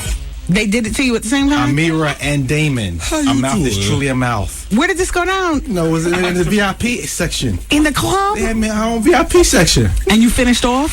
What? Now, who caught it? When you finished, I spread love around. Oh, sure. I did the Harlem Shake on both of them. This it right here. Miss a day, miss a whole lot. Coming through your speakers, boy. It's Wendy, man. Oh, darling. I've been so negligent today in our People Poll question of the day. Okay, so yesterday's question, is common sense more important than book smarts? 95% of you said yes. 5% said no. The new question is, are you being emotionally harassed at work? Not sexually, emotionally. Are you being emotionally harassed at your place of employment? Let us know. Go to the website, thewendywilliamsexperience.com. Back to this fool, Ted McKinley. Right. So he said that was a slip up and it was alcohol fueled. I'm a guy in a hit TV show and I'm only human. The temptation is there. He ended up having a 14-month fling with the wife, Angie, and indulging in several sordid threesomes with Angie and her husband, Nick, until Ted's wife, Gigi, found out.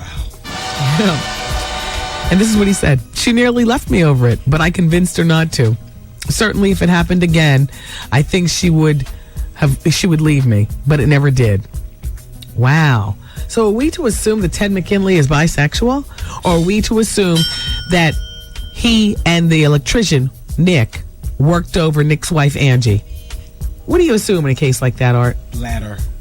Worked over the wife. Well, you worked over your friend's girlfriend with your friend there. Right. No, it was my girlfriend with my friend there. Right. Right. Your guy friend there. Yeah. Well, did you guys touch each other? No, not at all. Well, then why would you think that Ted McKinley was there?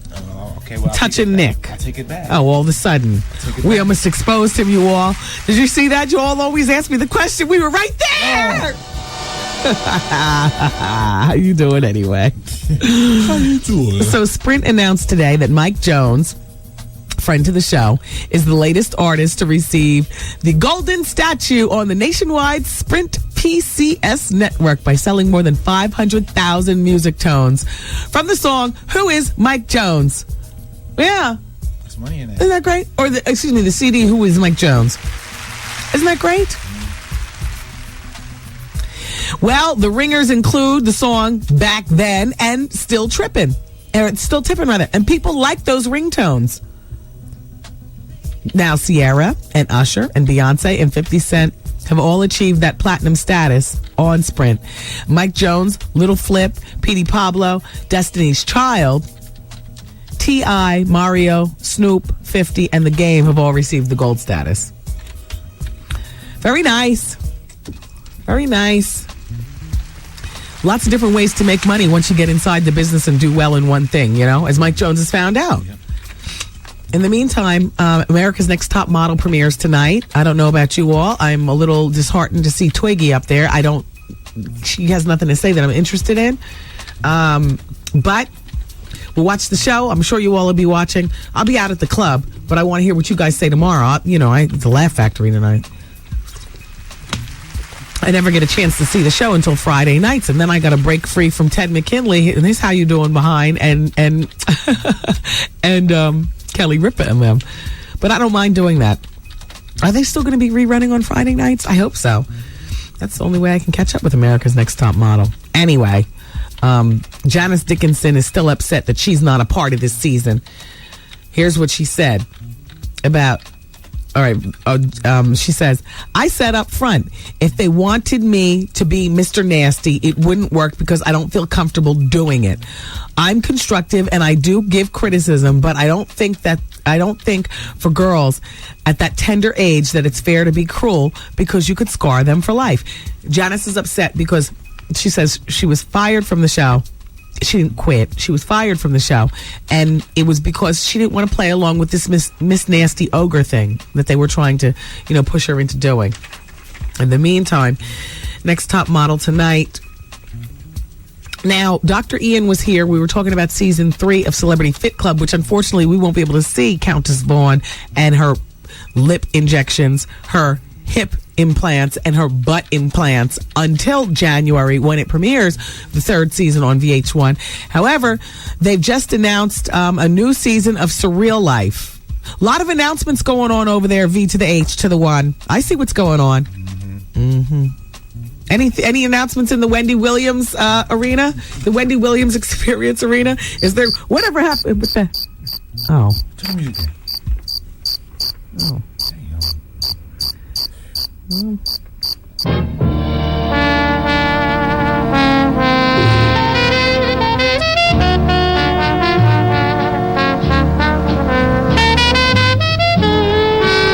I never heard how long that goes. How long does it go? It got 20 more seconds on it. All right, let me hear it. Does it fade out, or is there a poignant ending that I've been missing out on? It just stops. Oh, there's nothing. No, it just stops. Oh, let me hear it stops.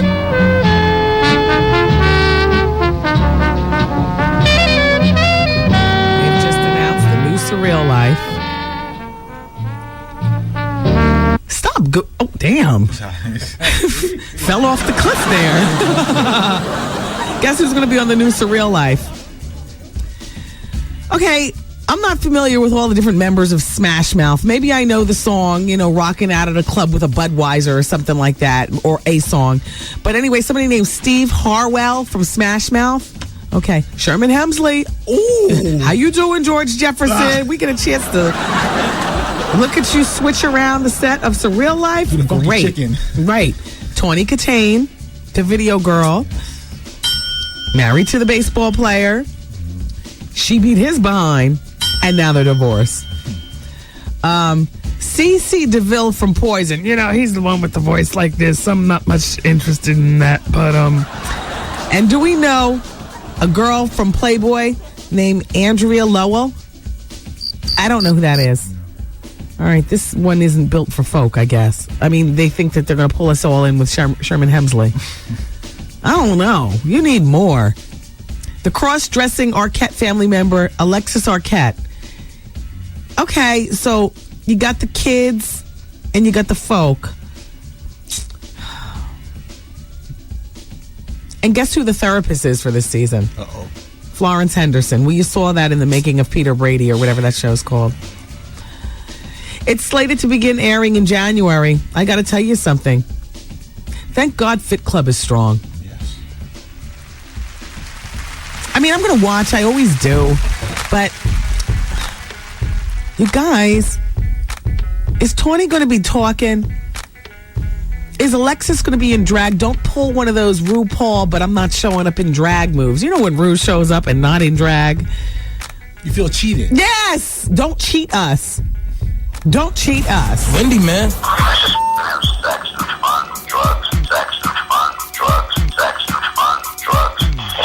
The Wendy Williams Experience. Wow. It's about that time again. The Wendy Williams Experience is searching for new interns. Come join the Wendy Williams Experience. Fax a cover letter and resume to 866-WendyFans. Broadcast, journalism, mass communication, radio, TV, and film, and music majors only. All applicants must be over 18 years of age, currently enrolled as a sophomore, junior, or senior in a college or university. Internship hours are 11:30 a.m. to 7 p.m. Good luck and thanks for listening to the Wendy Williams Experience. Oh yeah, and if you don't plan on grinding, you can put that where? Back there. Yo, did you catch this flashback? Look at Miss Al. Al. How you doing? How you doing? doing? Look at this picture. He's Star. Wake up. Wake up. Wake up. Shut up. Look at Miss Honey. Look at Miss Honey right here at the table. Look at Miss Honey at the table. You gotta look at these pictures. Go to star@al.com or whatever this website is. Pass the mustard, please. How you doing? Miss Al is queening out on this website. I'm sorry. Got him. Just sit right here. Miss a day, miss a whole lot. Coming through your speakers, boy. It's Wendy, man. Hey, everybody. It's the Wendy Williams Experience, still in full effect. Thank you so much for taking the ride with us today. So, Jody Watley is 46 now, and I haven't seen her in a while. I have no idea whether she's maintained her exotic, beautiful looks, but she's doing promotional radio calls right now, as opposed to visits. She's doing calls to promote her new single. Would you like to know what it is? The remake of her own song, Looking for a New Love. Huh?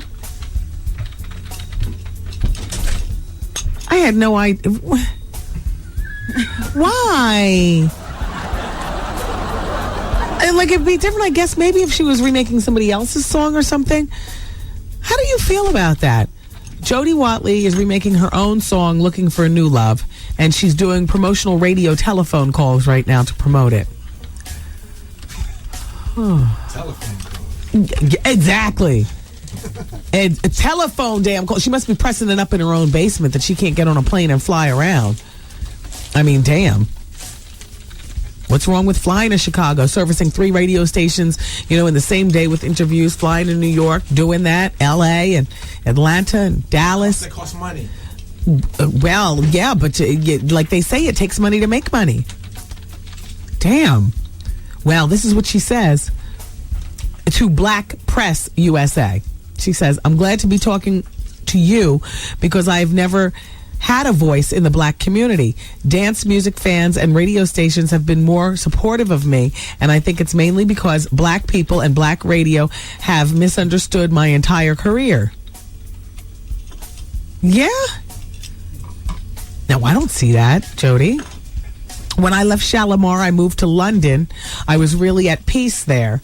I got there and could dress how I wanted without being judged. Here in the States, black people, even black radio, saw me as weird because I didn't wear stereotypical black clothes.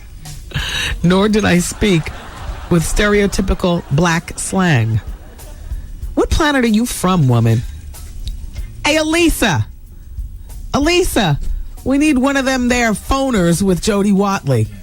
Unless she's flying to New York for some reason. I'll take a phoner from her.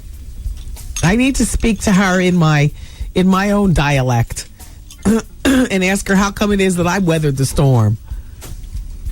Elisa. I contacted her. Nobody hears you. Goose! Oh!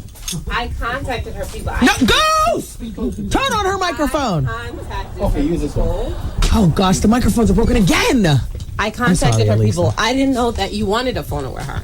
I thought we wanted her in studio. Well, I do, but apparently a phoner is all she can afford, so I'll take it. Okay, so then I will get on the phone with Tom right now. Listen to the rest of the statement. I was listening over there. Okay, well, here's the rest, because I haven't finished. All right, stereotypical black slang.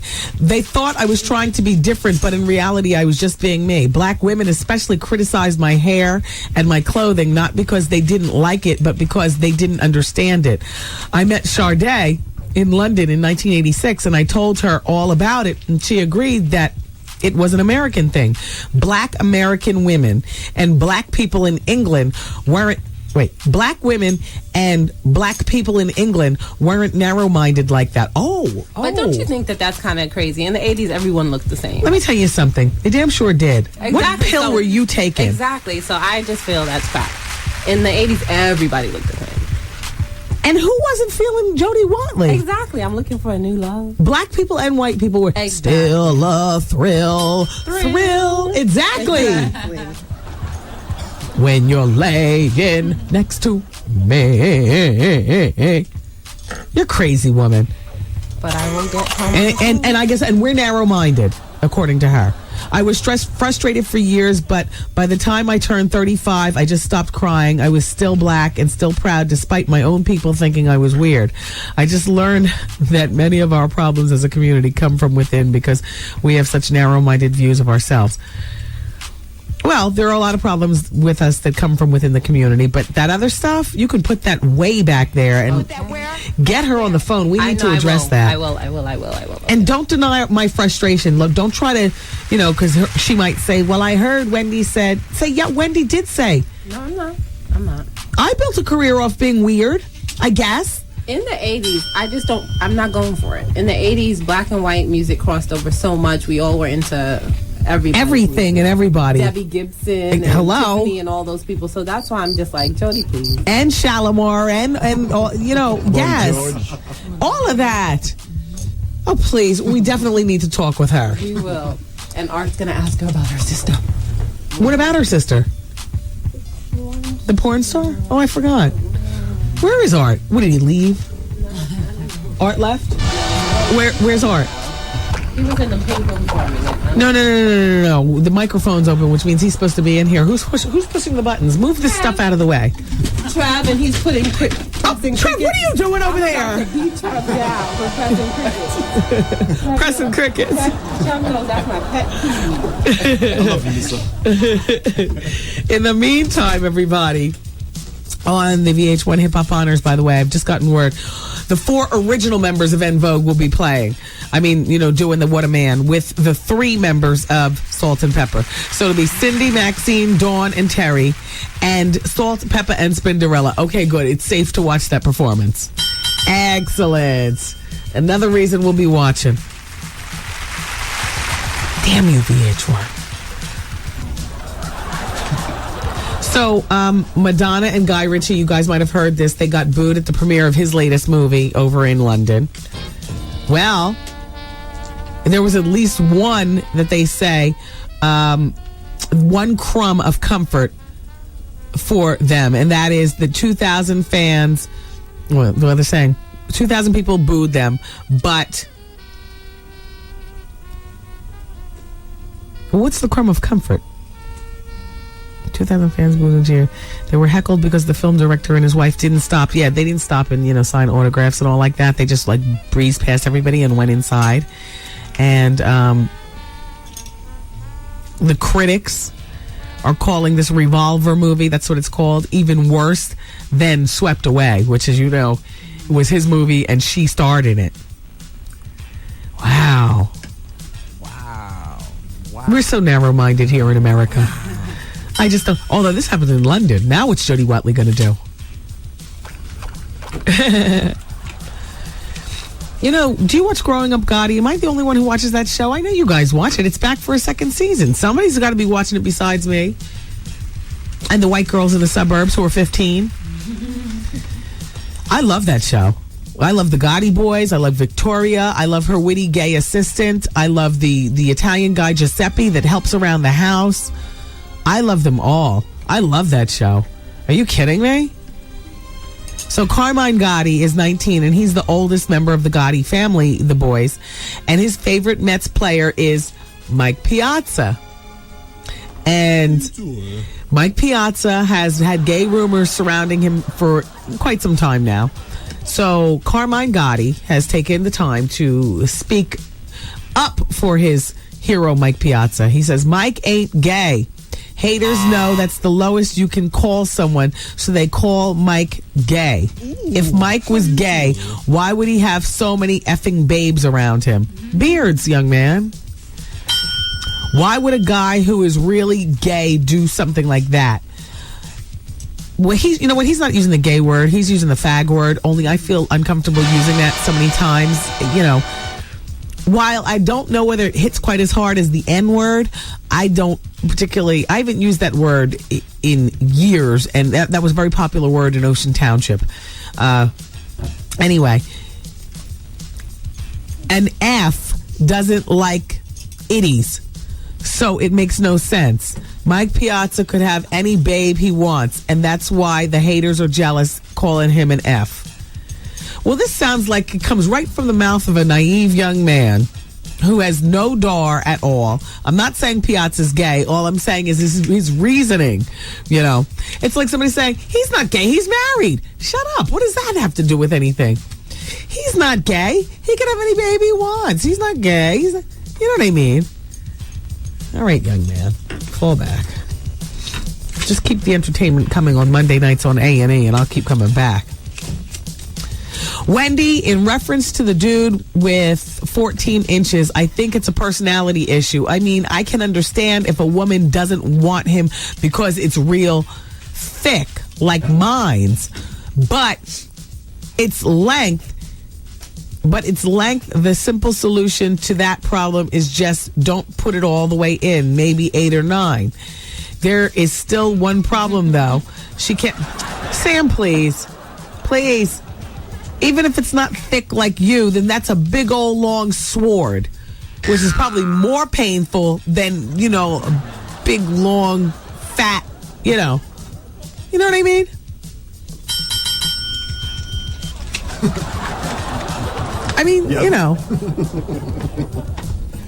So who got the skinny on Lil Kim's last night out? Because I never explained it to you yesterday how it went down. Okay, she was dressed in a skin-tight Gucci dress, the color electric blue. She was wearing black stilettos and a matching purse. This was Sunday night before she went into jail on Monday. She chose her last meal at Mr. Chow's in New York. Sunday night, she sat at the table with Zab Judah, Mary J. Blige, her mother, Ruby Jones, the music executive who happens to be the CEO and chairman of her label Atlantic Records, Craig Kalaman, and also Swiss Beats was at the table. And she sipped on Cristal and martinis and cosmopolitans, and she dined on shrimp and chicken and fried rice. For dessert, I don't know whether she had this sent into Mr. Chow's or whether they actually went downtown, but they ate red velvet cake from Puffy's Justin's restaurant. They say it was a very emotional dinner. Everyone shared personal stories about her and gave her words of encouragement and inspiration, and everyone tried to remain positive on her behalf. And then after the dinner, they all went to this place called the PM Lounge, where they danced the night away. Kim posed for pictures and signed autographs, and the club DJ played tracks from her new CD, Naked Truth. And that's how she spent her last night.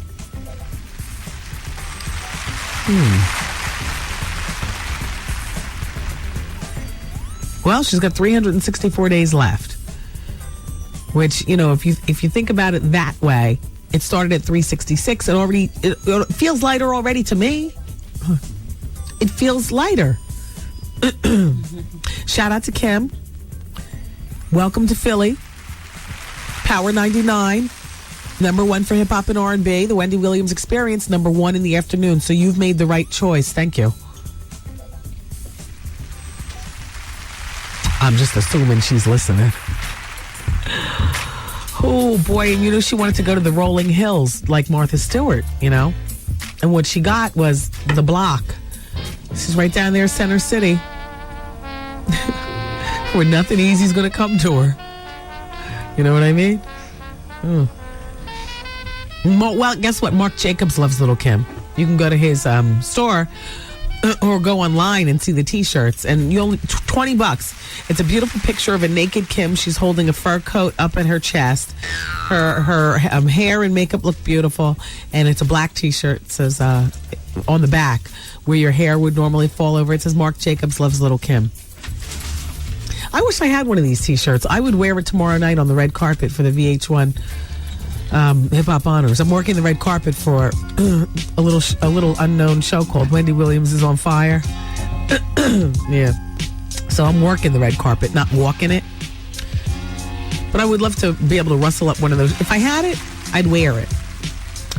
Anyway, everybody, keep it here. More of the experience coming up next. It's Wendy, man. You never met me. You don't know me. You ain't been in my house. You don't live with me. You don't sleep with me. You don't do shit with me, but talk about me. Watch what you say. That's all, baby girl. That's all I'm asking you is watch what the you say. The Wendy Williams Experience.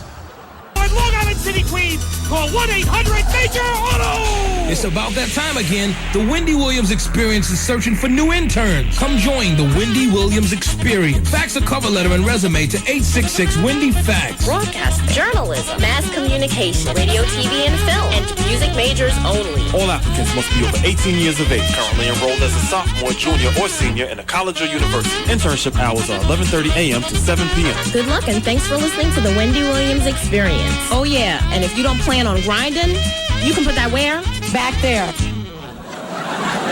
It's Wendy with the throwback from way back. For Wendy Williams Experience. For Wendy Williams Experience. This is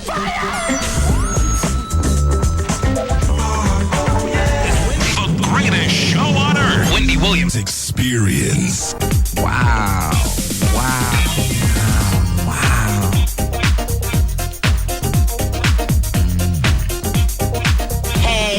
Yo, did you catch this flashback? Today's People Poll question is, do you attend church regularly? Regularly, in my opinion, is 3 times a month. Do you attend church regularly? Not once a year, whatever.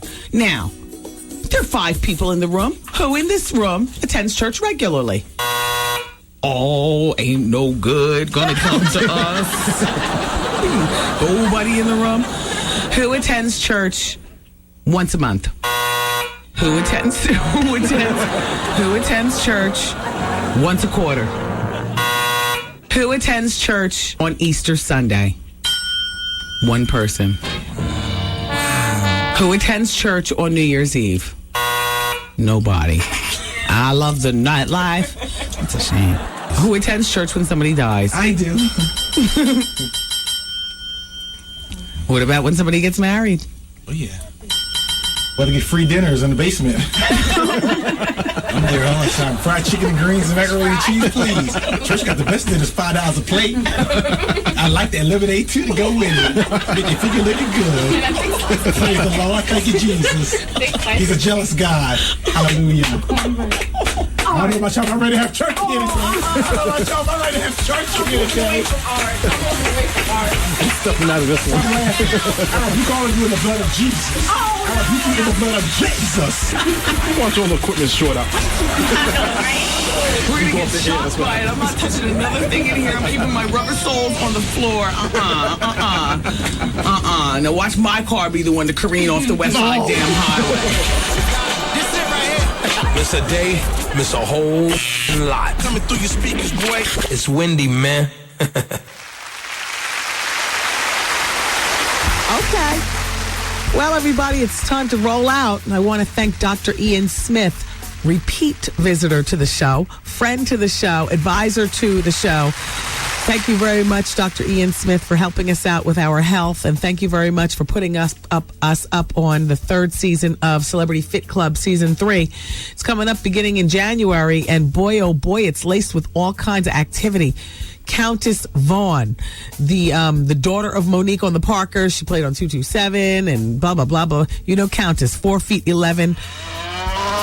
You know, no, but you could see where, okay, maybe she'd go on Celebrity Fit Club to revisit life in front of the camera since nothing's happened since the Monique show, although the Monique show just ended, but still. So in addition to wanting to lose weight on Celebrity Fit Club, Countess wants to be a sex symbol. So she went down to Tijuana, Mexico. No, I'm not lying to you. No, Dr. Ian was telling us this earlier. Oh, you missed it. Okay, listen. She goes down there and she buys herself butt implants and hip implants. She's about to go back down there and buy lip implants. Go figure. Then you have Tempest Bledsoe for the next season of Celebrity Fit Club, which is good unto itself. She's got issues. Kelly LeBrock, Steven Seagal's ex-wife, Lady. Yeah, exactly. She blew up a bit. She wants to lose some weight. She'll do it before our eyes. Who else did he say? Oh, Young MC, Bust a Move. Yup, he's on there too. Chastity Bono, Cher's overweight lesbian daughter. Or Cher's only daughter.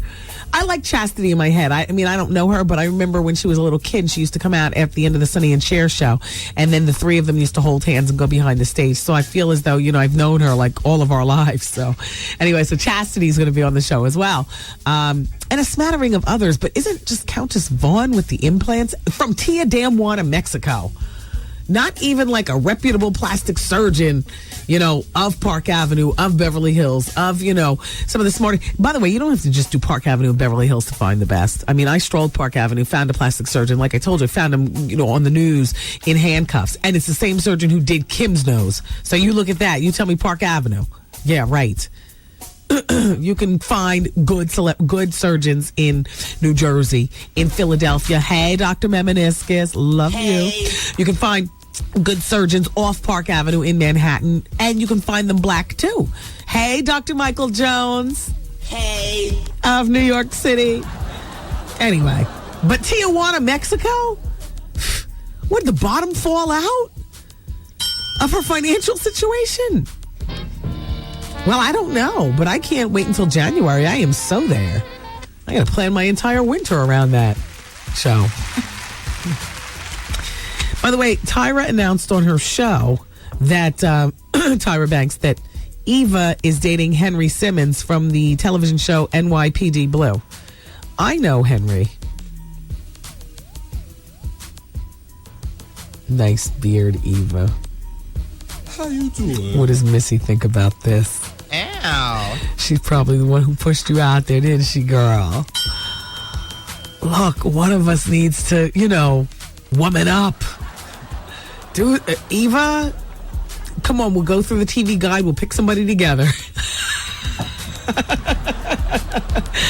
Oh, Missy, get well. I understand you're getting your surgery and whatnot. And hey, Henry. Hey, Eva. Tyra went through so much to prove that her breasts are real. She got a sonogram on her show. Wow. She got a sonogram on her show. Wow. Was the machine plugged in, or was that a prefixed picture up there? I'm sticking with my original thought. I don't care. My team would do the same thing for me. You know what I mean? My medical team. Oh, boy. Oh, by the way, the question on the WendyWilliamsExperience.com, I haven't said it enough today. I hope you guys go and answer. Yesterday's question was, is common sense more important than book smarts? 95% of you said yes, and 5% of you said no. But we all know people who did really well in school. You know what I mean? Like, what is the valedictorian of your high school graduating class doing right now? And... And, the top 10 percentile of your college graduating class, what are they really doing now? You have to have that common sense. All right, well, here's today's people poll question, and you can go to thewendywilliamsexperience.com. Are you being emotionally harassed at work? Constantly crying in your cubicle because somebody's, leaning on, not sexually harassed, emotionally. You know what that is. Crying in the cubicle, something always jumping off where, you just can't get a hold of your emotions and, you're a mess and your stomach hurts as soon as you have a thought of going to work. Are you being emotionally harassed at work? Look at Vanessa Milano from MTV and what show is she on? Does she do Extra now? She does one of those shows. What magazine is this? Oh, she's in Maxim magazine. Go Vanessa. Yeah, she used to date Derek Jeter. This is what he passed over. She's a good-looking woman. Yeah. So she answers a bunch of damn. How many more minutes do I have? Till I need to blow my nose. Now it's a combination of I have the cold, but also I was consoling one of my friends stopped by the radio station during the show while you guys were listening to commercials and music. I was hidden away in our future new office, which is about to be painted. But I put a bunch of papers up at the window of the office to give privacy. And I sat on the ledge, and it's a beautiful day here in New York. And our new office, by the way, has a pristine view of the Empire State Building. Literally, the Empire State Building is a half a block away from. So imagine how close and beautiful that is when I'm looking out of the window. And the windows are big, 12 feet high. And what is that, 22 feet of window all across? Uninterrupted, no blinds. Just a beautiful view for a terrorist to drive through. And so I'm sitting on the window ledge. Inside there's a ledge, where the heat or the air conditioner come up. We're sitting on the ledge, and the papers are over, and the music's playing for you all, and the commercials are playing, and I'm in the other room, and I'm talking to a friend of mine who just popped by. He was in the neighborhood. How you doing? And so there we are with Art's Kleenexes, and we're just going through it. I'm going through it with him over something. He's a good guy, and there's a little something going on. And I just, and then, when you get all misty, your nose gets all clogged, in addition to all the asbestos and dusting going on in here, because we're just, look, I'm not making excuses. I'm just trying to occupy 2 minutes so I don't have to look down and read another article. But, I told him brighter days to come. Stand up and carry on. Don't be dejected, And the same goes for you. If you got something going on in your life and it's less than perfect, you hang in there, okay? It'll be all right. If you just believe, work hard at correcting it, and hang in there. And surround yourself by the right people. I love you for listening today. Thank you once again, Dr. Ian, for coming in. And I'll speak with you all, God willing, tomorrow. Bye-bye. Peace party, people. See you later. I'm saying bye-bye. Good night. Program complete.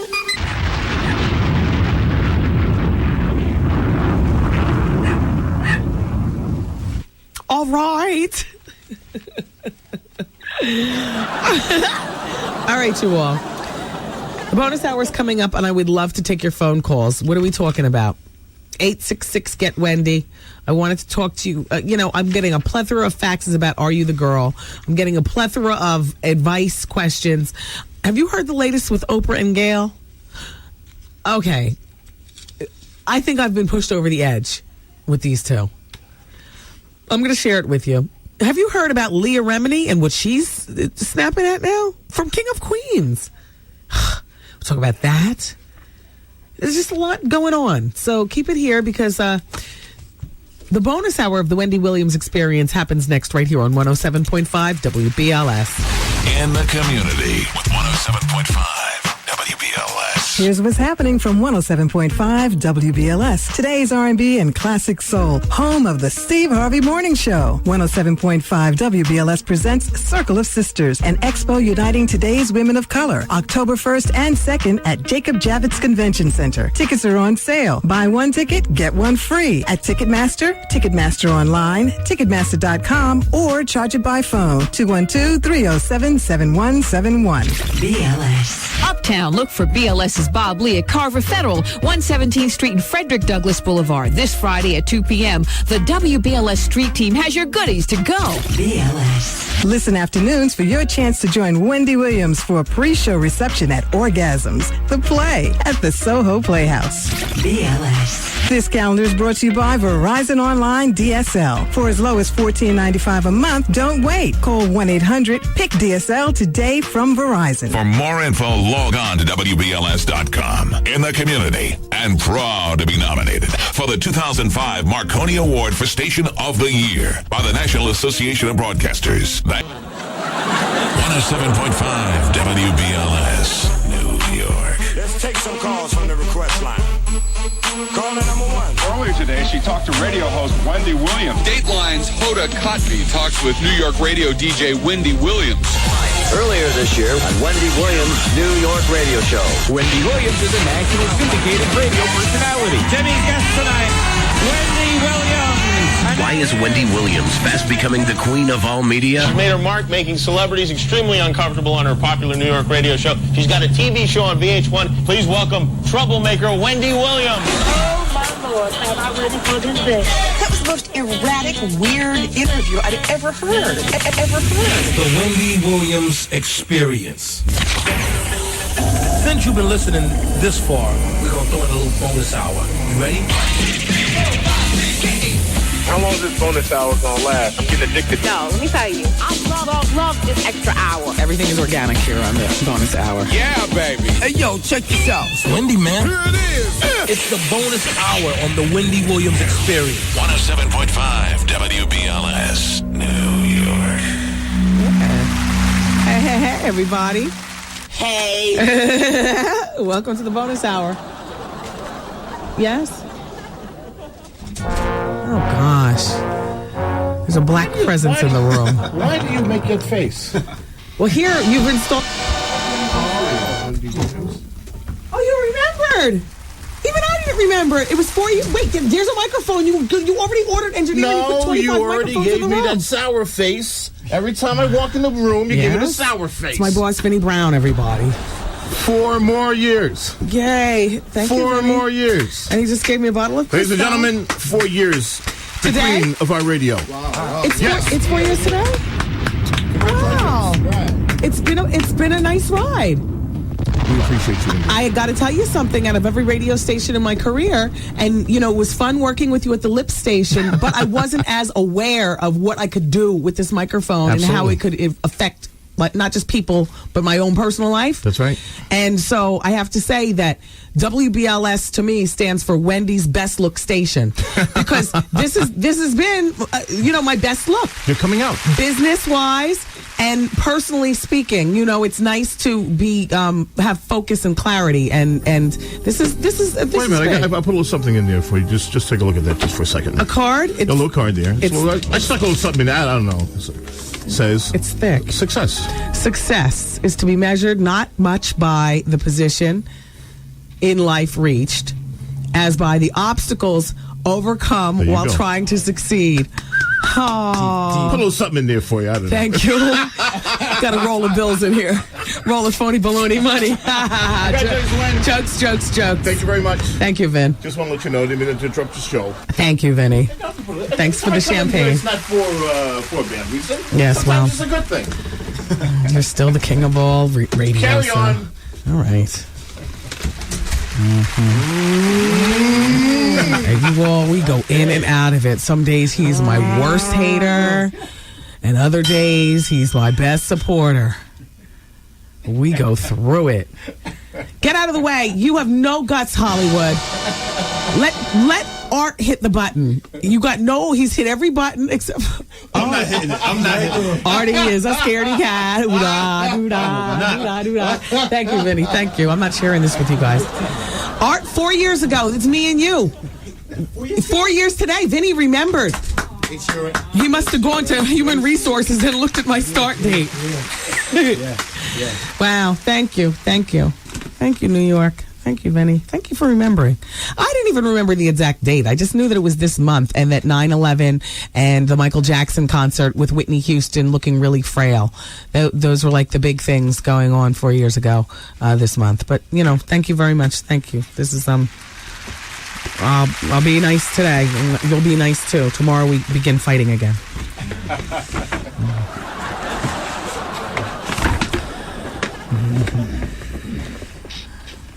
Look at these pictures of Al. Al, you look like the only queen. And that's the only way I can say it. Ooh, how you doing? Just look at this picture of Star and Al. Look at Al. He looks like Milli Vanilli. With greased up lips and the whole bit. No, I believe those are extensions onto his hair. Yeah. No, you have to look at all the pictures. There's a series. Somebody sent me a series of pictures of Al. He's got dreads and the whole bit. His poses, the whole thing. And you all, I don't know what to make of T-Boz's hair last night on Are You the Girl? You all are asking me like I know. I don't know what would possess her to wear a mullet. And they had homemade clothes on too. Did you see Are You the Girl last night? And Krispy Kreme, she won, which she should have won. I thought that she had a really unique, that's... Oh, so crispy. Oh, so crispy. Oh. She represents the uniqueness that was TLC. You remember? They started out with the condoms and hanging off their clothes and whatnot. Thank you. But hopefully that's a wrap for TLC. I don't expect that they're planning on really, touring and, making it a go and whatnot. They put the song out. And Chili, got her jab in about we've all been done wrong by, me and T-Boz have both been done wrong by no good men. And then there's a line in the song that Chili says, something about confessions and how you didn't confess to everybody about how you were calling me nonstop. I just feel as though Confessions came out 10 million albums ago. And Chili, if you weren't going to talk at that particular time, I understand that, music is a way in which, you artists vent and stuff, but it's a little late. She says that she's been celibate the last time she had sex with Usher, and that she's looking. I don't know if I believe that or not, or da-da-da. And T-Boz, I know T-Boz was, wronged by Mac 10, and, but their marriage produced a beautiful little girl, Chase.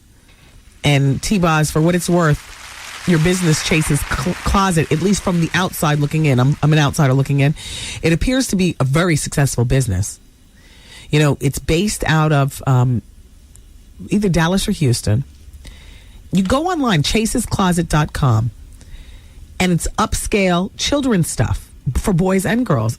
And she's got a very hot, rich clientele from Hollywood that support her. I'm not talking about just the Negroidian faction. I'm talking about in general.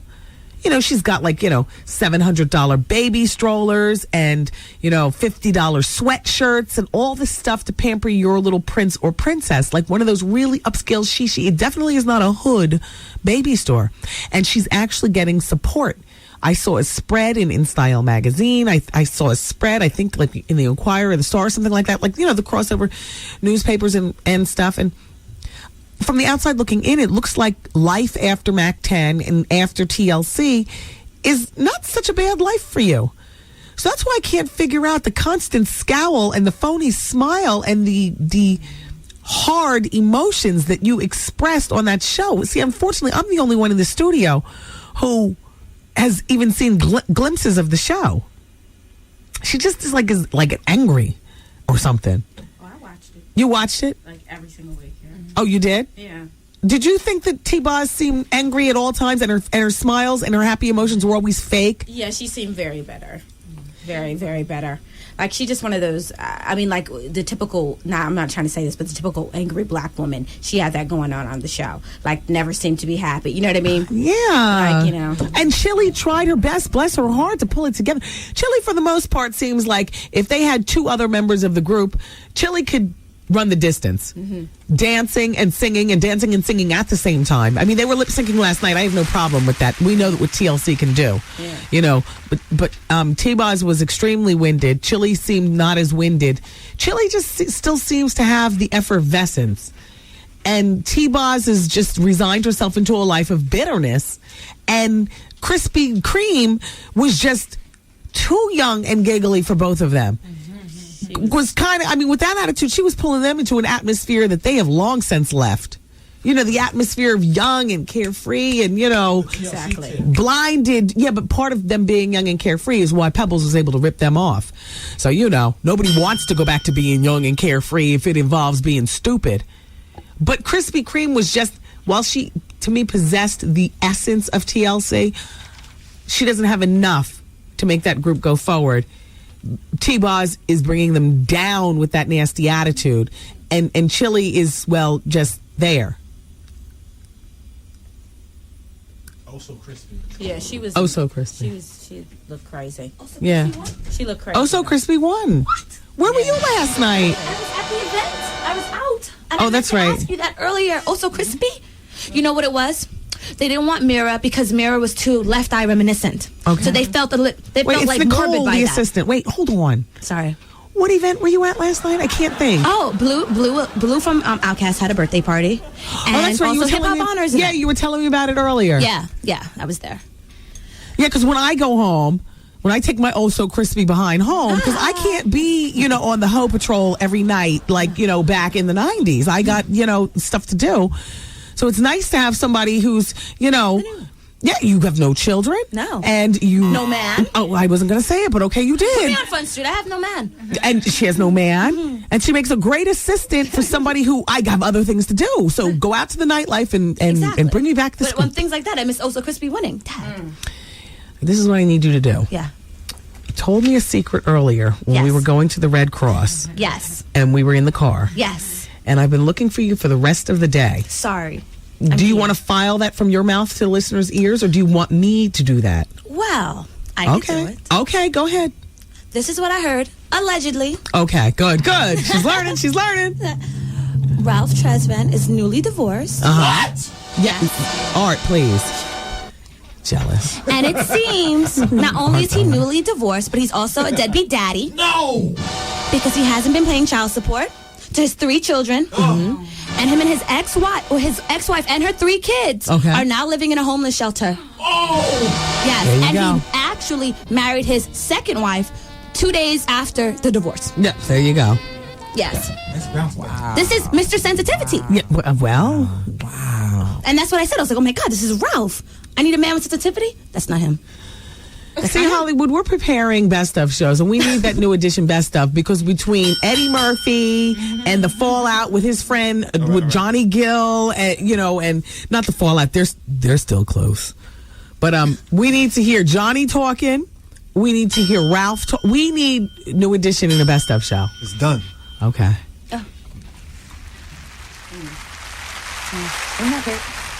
That's Allegedly. Oh, Art, please. The new edition is like the one group. Art gets all sensitive like a pink girl. I took it hard, though. I was like, no. But then I was like, yeah. Well, thank you. That was a good one, wasn't it? What? Raven left me a voicemail saying he's going to be attending the VH1 hip. I know he's got floor seats. Yeah, he's going to be filing his report. From the floor? I can see a fax it to you. Is he going to be able to walk the red carpet? I don't know. You know him. He'll probably finagle something. Raven is one of our listeners. Right. I sent this voicemail too. It's funny. Is it? He's talking to you through the voicemail. Yeah, is it all right? I'm gonna get Trevor to put it in the thing.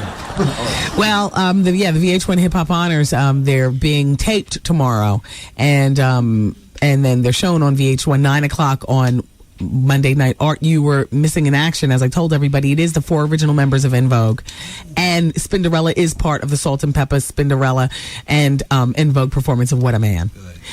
The only thing they won't be doing is wearing those poom poom shorts, because Spin. Oh, Art's not near the buttons. He did it. No, I'm not saying that. It's you know what? No, she's not like that. It's just that Peppa's probably. I can't remember which one's the one from Surreal Life. I get confused. Peppa. Yeah, Salt. I can't think of whether she can put on the What a Man shoop shorts. I know Spin can. I just saw her. Oh. No, she's not tore up. Yeah. But it's just that, You have kids. But Peppa could still put on the shoop shorts. We see her on Surreal Life. Yeah. She could still put on those shoop shorts and work it out. She probably will. Pep, you need to do it. You know what? Because even if the other broads can't, you need to work it. You need to work it out. Yeah. Nicole's back. I saw Spinderella. You saw Spinderella? Yes. Where was she? At the hip hop thing. How did she look? All around here. Don't. Nobody can see. This is not TV. Damn you, VH1. Damn you. How did she look? You got to describe it. Okay. The hair was tight. Right. Wonderful hair. Right. The picture that they actually have for them is a bit hard. And hard? Hard. Like they all look kind of husky and hard in the picture. It's not a flattering picture. Well, And I felt that they depict Spinderella to be very chunky in the picture. And I hated that. I was like, they could at least give them like a more flattering silhouette. What do you mean, the little airbrushing? Yeah, like a little something. Well, when you saw her in person, was the picture reflective of the true Spinderella? Yes. Okay, then the camera doesn't lie. Yes. Like people tell me when they say I look like a man, and I'll tell you, okay, well then I'll lie on that sword. Yes, it was very, very truthful. And I would have been like, no, make me look better. No, No, because people are going to see you on the show. That's what I hate about airbrushing and all that stuff. It takes away the essence of who the person is. If she's going to be on TV, if she's going to be walking the red carpet, then why should they plant... Oh, let's turn down the heat, Art, please. Then why should they plant a silhouette of 36, 24, 36 when it's not going down like that anymore? I mean, she's an exceptionally beautiful yes, woman. She is. She's beautiful skin, very, very beautiful woman. She just has a little mix extra that, I felt like, listen, if this is going to be in the Hall of Fame, come on, give me a figure. She put in work. Give me a figure. A What a Man figure. Like when she was in What a Man, All right, well, they're doing What a Man. And you'll see it Monday night on 9 o'clock on VH1. Oh, okay. And what you're going to see is what it is. Yeah, what it is. Now, Pep, like I was saying. Oh, she was there, too. You put on those shorts. She can still wear them. We saw Surreal Life. Yeah, she can still wear them because, you know what? She actually doesn't have hips. Well, so, she gets away with a lot. Well, she knows of the DR period as well. I'm not the only one. I call it like I see it. Old Pep and I, we are sisters in the DR period. I don't know all what she got done, but it ain't all natural people. But that was a smart girl. Yeah. They both just looked really good. When I walked in and I saw the portrait, I was like, no way. Because, I would have had to be like, You would have seen no dimples. You would not. They might as well put dimples on that shot. They might have been real truthful about everything. Oh, what were they wearing? Oh, Tupac was in that video? Yeah. And Tretch. Who else? Wow, wouldn't that be cool if Tretch came out? Oh, wait. Well, they might still be friends like that. He was there. Pep and Tretch? Well, I didn't see them together. Okay. He was in the building. Okay. Well, shout out to Tretch, shout out to Pep, shout out to Spin, no hard feelings. I'm just talking because that's what I do. I've done that since the beginning. As a matter of fact, I almost gave up talking to be you in the group. Now it's time for me to tell one of my favorite showbiz stories. So back in 1987, and I was making $9,000 a year. I was working for WOL in Washington, D.C., and the legendary Kathy Hughes owned the station. That was her first station, and she did mornings, and I came on in the afternoon. So it was Kathy Hughes in the morning, Wendy Williams in the afternoon, AM 1450, WOL, my doggy done died, boom, boom, boom. Yeah, it was like music like that, right? So Miss Hughes would let me play like a modern song, maybe 2 modern songs an hour at that time. Just because, it was like the jock who preceded me's name was More Better Man. Okay, are you understanding how old this? Old blues music. Well, don't cry for me, Argentina. I made the most of it. So I'd be able to play like 2 modern songs an hour, and I'd play like Prince with Raspberry Beret, and Jody Watley Looking for a New Love, and Salt and Pepper was out with Tramp at the time. Anyway, these people would come through town, the various modern artists, and they'd go to the big stations, of course, but every once in a while they'd come by and, our station. I was the only show that played a bit of modern music. They'd come by. That's how I first met Jody Watley. It's how I first met Cheryl Lynn. It's how I first met Salt and Pepper. They were in town for like a week, and it's a little fuzzy, you all, because I was also a mess back then. But I hung out with them. Not like that. They're innocent in that. It was me by myself. Like, I do my dirt all by my lonely. But for that week that they were there, we interviewed. They came on my radio show. And then I saw them out a few times. But we didn't necessarily go out together. And at the end of the week, Herbie came to me and said, the girls, meaning Salt and Pepper. I know they're listening right now saying, damn, we're glad that all didn't work out. Listen to her. But they said, we need a new Spinderella. The original Spinderella left the group and got married. And they needed a new Spinderella, and they wanted to know if I wanted to be the Spinderella. And at that time, they had Tramp out, and there was no guarantee that their careers would have gotten any better. And I was working afternoons at a radio station that I had nothing in common with, but faked it, my doggy done died, da-dun. You know what I mean? And I was only making $9,000 a year. And so my career was like theirs. We were both in the wonder years, and who knows what was going to happen. But I said, you know what? I love radio, and I'm going to ride it out. I want to see what happens. So that's where they found Dee Dee Roper, the Spinderella, who's there right now. Dumbass. And the rest is history. They went on to be multi-platinum success. The first, Shailene, please fix it. Thank you. They went to be the first for a lot of different things regarding women in hip hop and all like that. And then I went on to my radio success. Because if I hadn't, that would have been one of those big regrets. I'd have been at home in my studio apartment dodging the mice and roaches talking about on Monday night at 9 o'clock. Damn, that could have been me up there. Nobody hears you. Goose keeps every microphone in the room off. I hate it, Goose. What? Especially when they got that multi-million deal from Red Ant and they didn't give Spinderella none of it. That would have been me. I would have been so happy to be a part of it. Like Spin. No, but she was bitter about that. This was after What a Man and Shoot, and they got their really payday. Oh. They got millions from And they didn't give her any money off that? Like low six figures out of millions. Wow. Well, she was only the DJ. Yeah, anybody could rub vinyl, huh? Well, that's why I was asked, look, I'm no Chuck Chill Out. Right. You never even asked me what qualifies me to be some damn Spinderella touring the country. Right. Yeah, because the real talent is up in Harlem. The original one. Spinderella. That was the real one. Yeah, whatever. But it goes to show that you don't have to have, a whole lot of talent to be a DJ member, part of a group. I mean, these days. True. The real rubbing was like, Jam Master Jay and the original DJ Priestess is her name. The original Spinderella and like that. When they asked me, I was like, I qualify for this? I'm still counting beats per minute. Pass me the C-Bank. One more shot. 138 beats per minute. Let me match it with this. Sylvester song over here. And I'd write down all the beats per minute on my vinyl, so I'd know exactly what to do. Goose, am I relating DJ to DJ? Yes. Spin DJ to spin DJ? Yes. And you had turntables.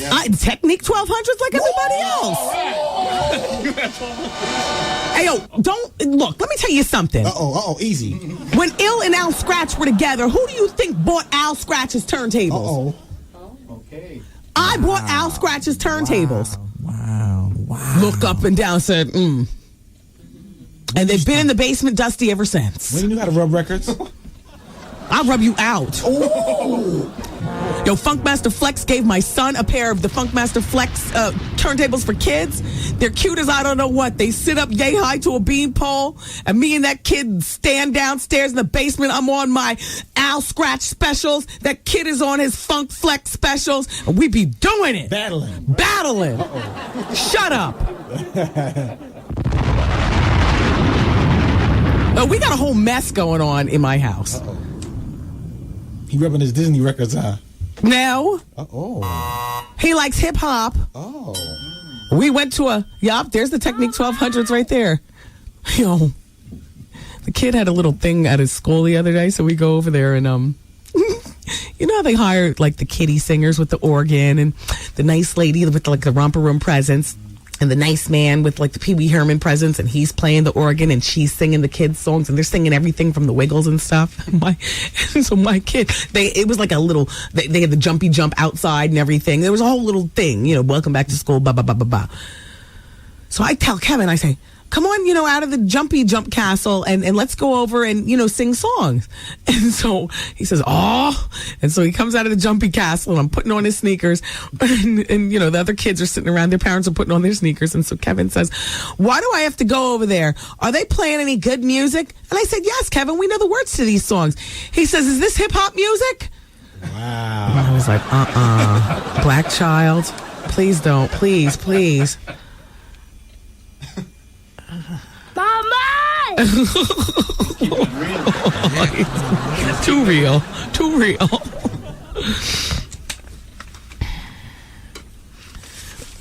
Anyway, in conclusion, we'll be able to see them do all the performances and everything, and I'm glad Salt, Pepper, and Spin's career ended up pretty good.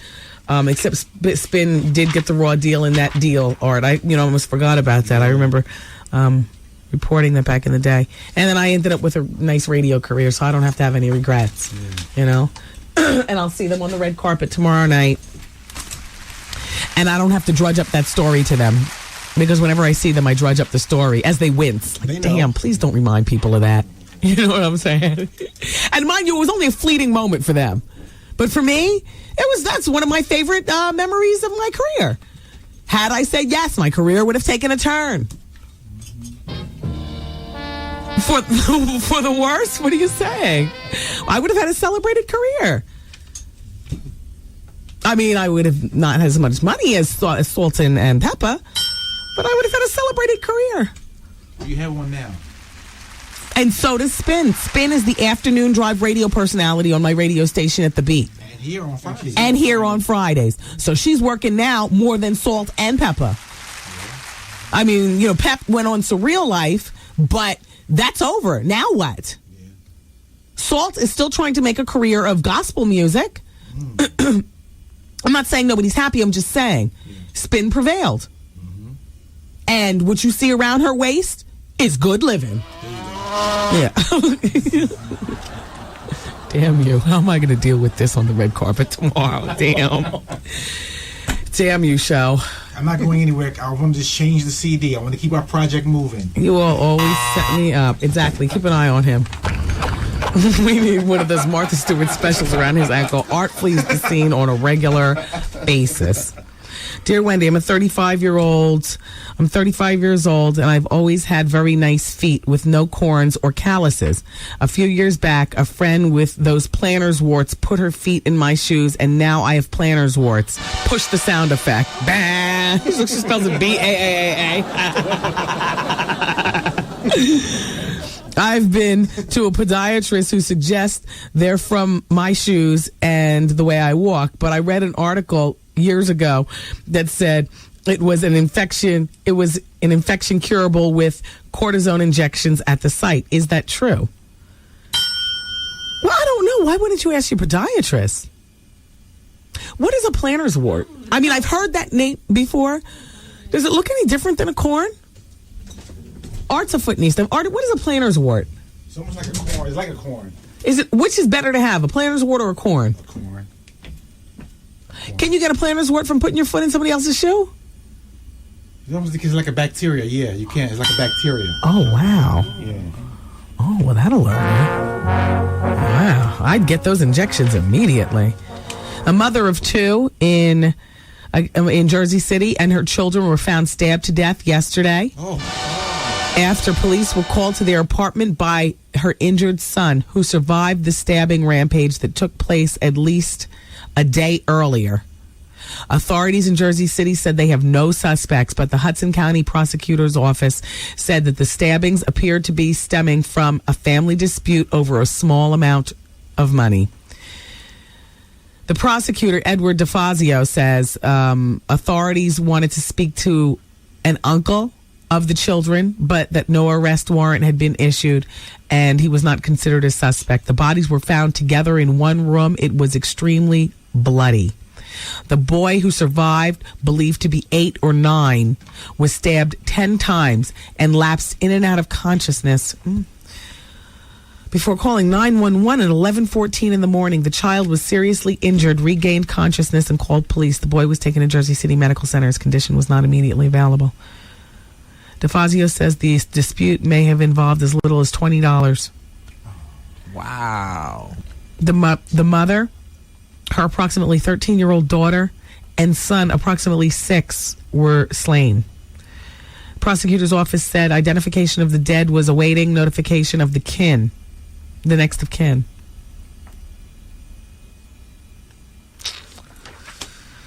That's a damn shame.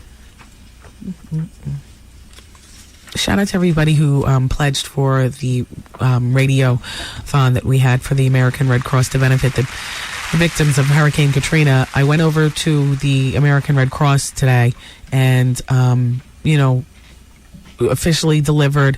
It was a cardboard check. Actually, you guys have to send in your money, so, I don't want anything to do with your actual money. You're not going to call me a thief. But, I went to the American Red Cross today, so, my part is done. And now, in terms of the thon, now you guys, continue to send.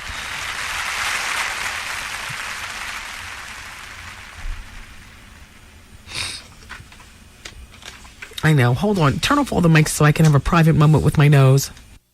How you doing? Ow. Ooh. How you doing? Wow.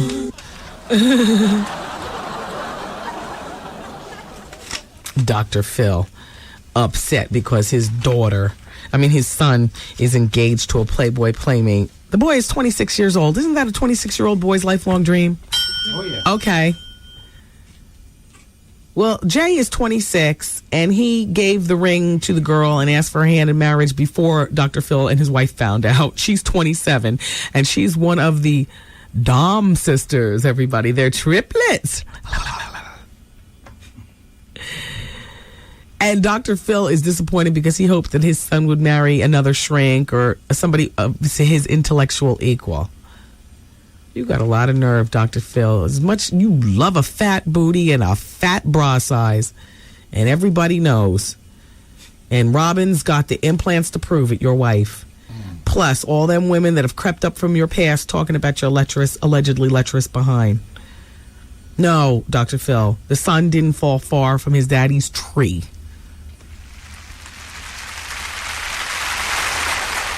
I gotta tell you this story about Gail and Oprah. But first, I gotta take a break. So we'll be back with the remainder of the bonus hour of the Wendy Williams Experience next on 107.5 WVLS. This is New Edition. New Edition. That's right. You're listening to the bonus hour right here on 107.5 WVLS. That's right, baby. All right. Thank you, N.E. 19 minutes away from Vaughn Harper and the Quiet Storm, everybody. It's the Wendy Williams Experience. Until then, tomorrow is going to be a pretty damn good show. I normally don't like to preview who's coming up on the show because celebrities are notorious for flaking out. But Holly Robinson Pete and I have a particular relationship. I've considered her a friend in my head since I first met her on 21 Jump Street. In my head. Back then, I was a jock in D.C. at that AM station where I used to make $9,000 a year. So it was very important that I learn how to be crafty with the money that I had. I'd pick up lumber from, the junkyard or Home Depot or whatever, and I'd make my own furniture. So I made myself a couch and a chair and all like that, and I used to enjoy watching 21 Jump Street in its authentic form, and then tape. I had somebody who would tape the episodes for me, and I used to watch 21 Jump Street and so much admire Holly as I would make my furniture there in the living room on Sherman Avenue for my apartment. So and then I found out, after finding out more about her, she was Robin Givens' roommate at Sarah Lawrence College, and her mom was her agent, and she just seemed like she seemed like a friend in my head. So she's always been a friend in my head, and I've met her, I believe, twice, and I've never wanted to be, I never wanted to say too much because, you don't want to shatter the image of friend in your head, so you just like to keep it high and like that. I can't recall whether I've ever had a face-to-face interview with her on the radio. That's not how I've met her. I met her at charity events when I was in Philly, when you guys left me for dead. Yeah. Then Jenny McCarthy's coming on. Love her. Recently filed for divorce from her husband, woman of a certain age, had the baby. She married that man and dyed her hair black, remember? That's when she jumped the shark. She got to her senses and dyed it black blonde. She lost the baby weight. Now she's got that sitcom, which I love. And then she's still, wacky Jenny from the MTV days, except she's not on MTV anymore. So Jenny McCarthy's coming in. Can't wait to talk to her. John Singleton is coming in. The filmmaker, Boys in the Hood. He's in town. He's being honored at Hip Hop Honors. And then Ray J is coming in. That'll be a lot of fun. Brandy's brother. So we have a big show tomorrow. This hour of the show is being brought to you by Orgasms the Play. Oh, yeah, it's at the Soho Playhouse. Are you going? Everybody's talking about this play. Circle of Sisters is coming up October 1st and 2nd at the Jacob Javits Center. Shopping, hair and beauty, fitness, nutrition, fashion shows, live performances, and more. You got to check out Circle of Sisters. Go to the WBLS website to find out the breakdown of everything going on, WBLS.com. I do want to let you know that there will be a book party going on with Superhead and Elin Harris and Donna Mitchell-Hicks and Marianne Reed and more. There will be a relationship workshop with Dr. Grace, who's, our relationship expert who comes here on the show during Advice Hour. And if you don't even care to hear anymore, you just want to get your tickets now, go to Ticketmaster at 212-307-7171. Log on to Ticketmaster. And, America's Next Top Model premieres tonight. Let me have a private moment.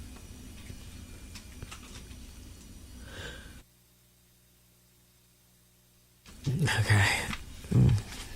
Mess. America's Next Top Model premieres tonight. There's going to be a quiz question tomorrow regarding tonight's episode, so check it out on UPN. And by the way, caller number 10 right now on the phones with the answer to this question. What is the name of the hat made popular by Greta Garbo, Al Capone, and Indiana Jones? Do you know the name of that hat? I'm going to give you a hint because it starts with an F. Now you know. Oh, okay. Yes, exactly, right? All right, so call now. And you're going to pick up a CoverGirl Fall collection prize pack, and that's courtesy of America's Next Top Model. So, and don't forget to watch that tonight on UPN. I'm going to be over at the Laugh Factory. I bought clothes to change into, jeans and stuff. But, and I also bought another coat of nail polish, clear, to put on my nails, but I've done neither. So, therefore, I'm going to the Laugh Factory in my American Red Cross Comcast. I was on Comcast earlier today, talking about Lil Kim. And then I went over to the American Red Cross. I wore a suit, for both occasions. I planned on changing, but I didn't. Let's get to Oprah. I don't like the way the National Enquirer, who did this story, the Globe, I don't like the way this story reads. I mean, really. And I love sensationalism as much as the next person. But the article reads like this in big bold print. Oprah betrays Stedman. Oh. She's building a secret hideaway with gal pal Gail. Oh. Exactly. Exactly. Damn you, Globe magazine. All right, so this is how it reads. Oprah Winfrey has betrayed her longtime boyfriend Stedman by building an island hideaway with her close girlfriend Gail King. Oh my gosh, it's beautiful. The 51-year-old talk show titan, whose romance with Stedman cooled earlier this year, pushed him even further out of her life by inviting Gail, not him, to help her turn her $10 million paradise property into a posh tropical oasis. Oprah's sprawling new place in the Bahamas is set on the grounds of the exclusive one and only Ocean Club right next to the retreat built by the basketball great Michael Jordan. Oprah hosts a wedding for her niece, Krishanda Lee, 29, in the club's lush meditation garden in August. After the reception, Oprah and Gail went to visit the site. Oh, yeah. Where her lavish home is being built. Not many wedding guests even knew about this project. But Gail did. She's been involved since before the groundbreaking, dealing with everyone from the real estate people to the builders. That's left Stedman, 54, out in the cold again. Friends recall Stedman helping Oprah decorate her $50 million estate in Montecito, California, as well as her posh 56 floors. Make up your mind, damn you. The sound effects. I'm sorry. Trying to keep it action-packed. Back to the story. Okay, here we go. Okay, wait, where was I? Okay. As well as the posh 56-floor Chicago condominium that they shared. This time, only Gail was asked to help, and that hurt Stedman. He's always been jealous of their relationship, and now he feels like a loser because, true or not, he thinks Gail purposely cut him out of Oprah's new life. Now Oprah has been avoiding his calls because she doesn't want to hear him moan about how Gail is taking his place. Wow. Oh, damn. She just wants to enjoy her new project without the guilt, but he's been trying to get back into Oprah's heart. Yada, yada, yada. Oprah is the godmother to Gail's. Oh, this fax machine. There's so much black over the numbers. I'm going to guess 10 children by her ex-husband, Bumpus. Frightful, Wendy. Frightful, Wendy. I know, Mark. I know. Sources note that Oprah and Gail chatted on the phone every day, sometimes talking and laughing into the wee hours of the morning. I never feel far from Oprah, no matter where she is, says Gail. Why is that such a horrible thing? Oh, I'm sorry. Let me get this thing together. Oh, gosh. Are you getting the car keys? Oh, darn it. I got one stop to make before I go to the Laugh Factory. And be there on time. I am. Because I'm not bringing nobody else but you. Doors open up at 8 o'clock. Yes. Showtime is 9 o'clock. I just have to make a pit stop by the makeup artist Sam Fine's party because I heard Naomi and Iman are going to be there. And I'll... Hey.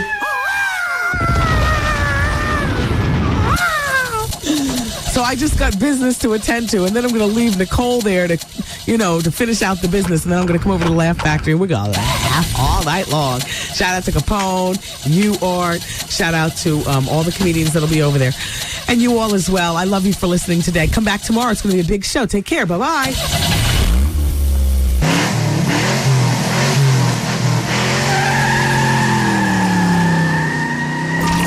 The Wendy Williams broadcast day has completed.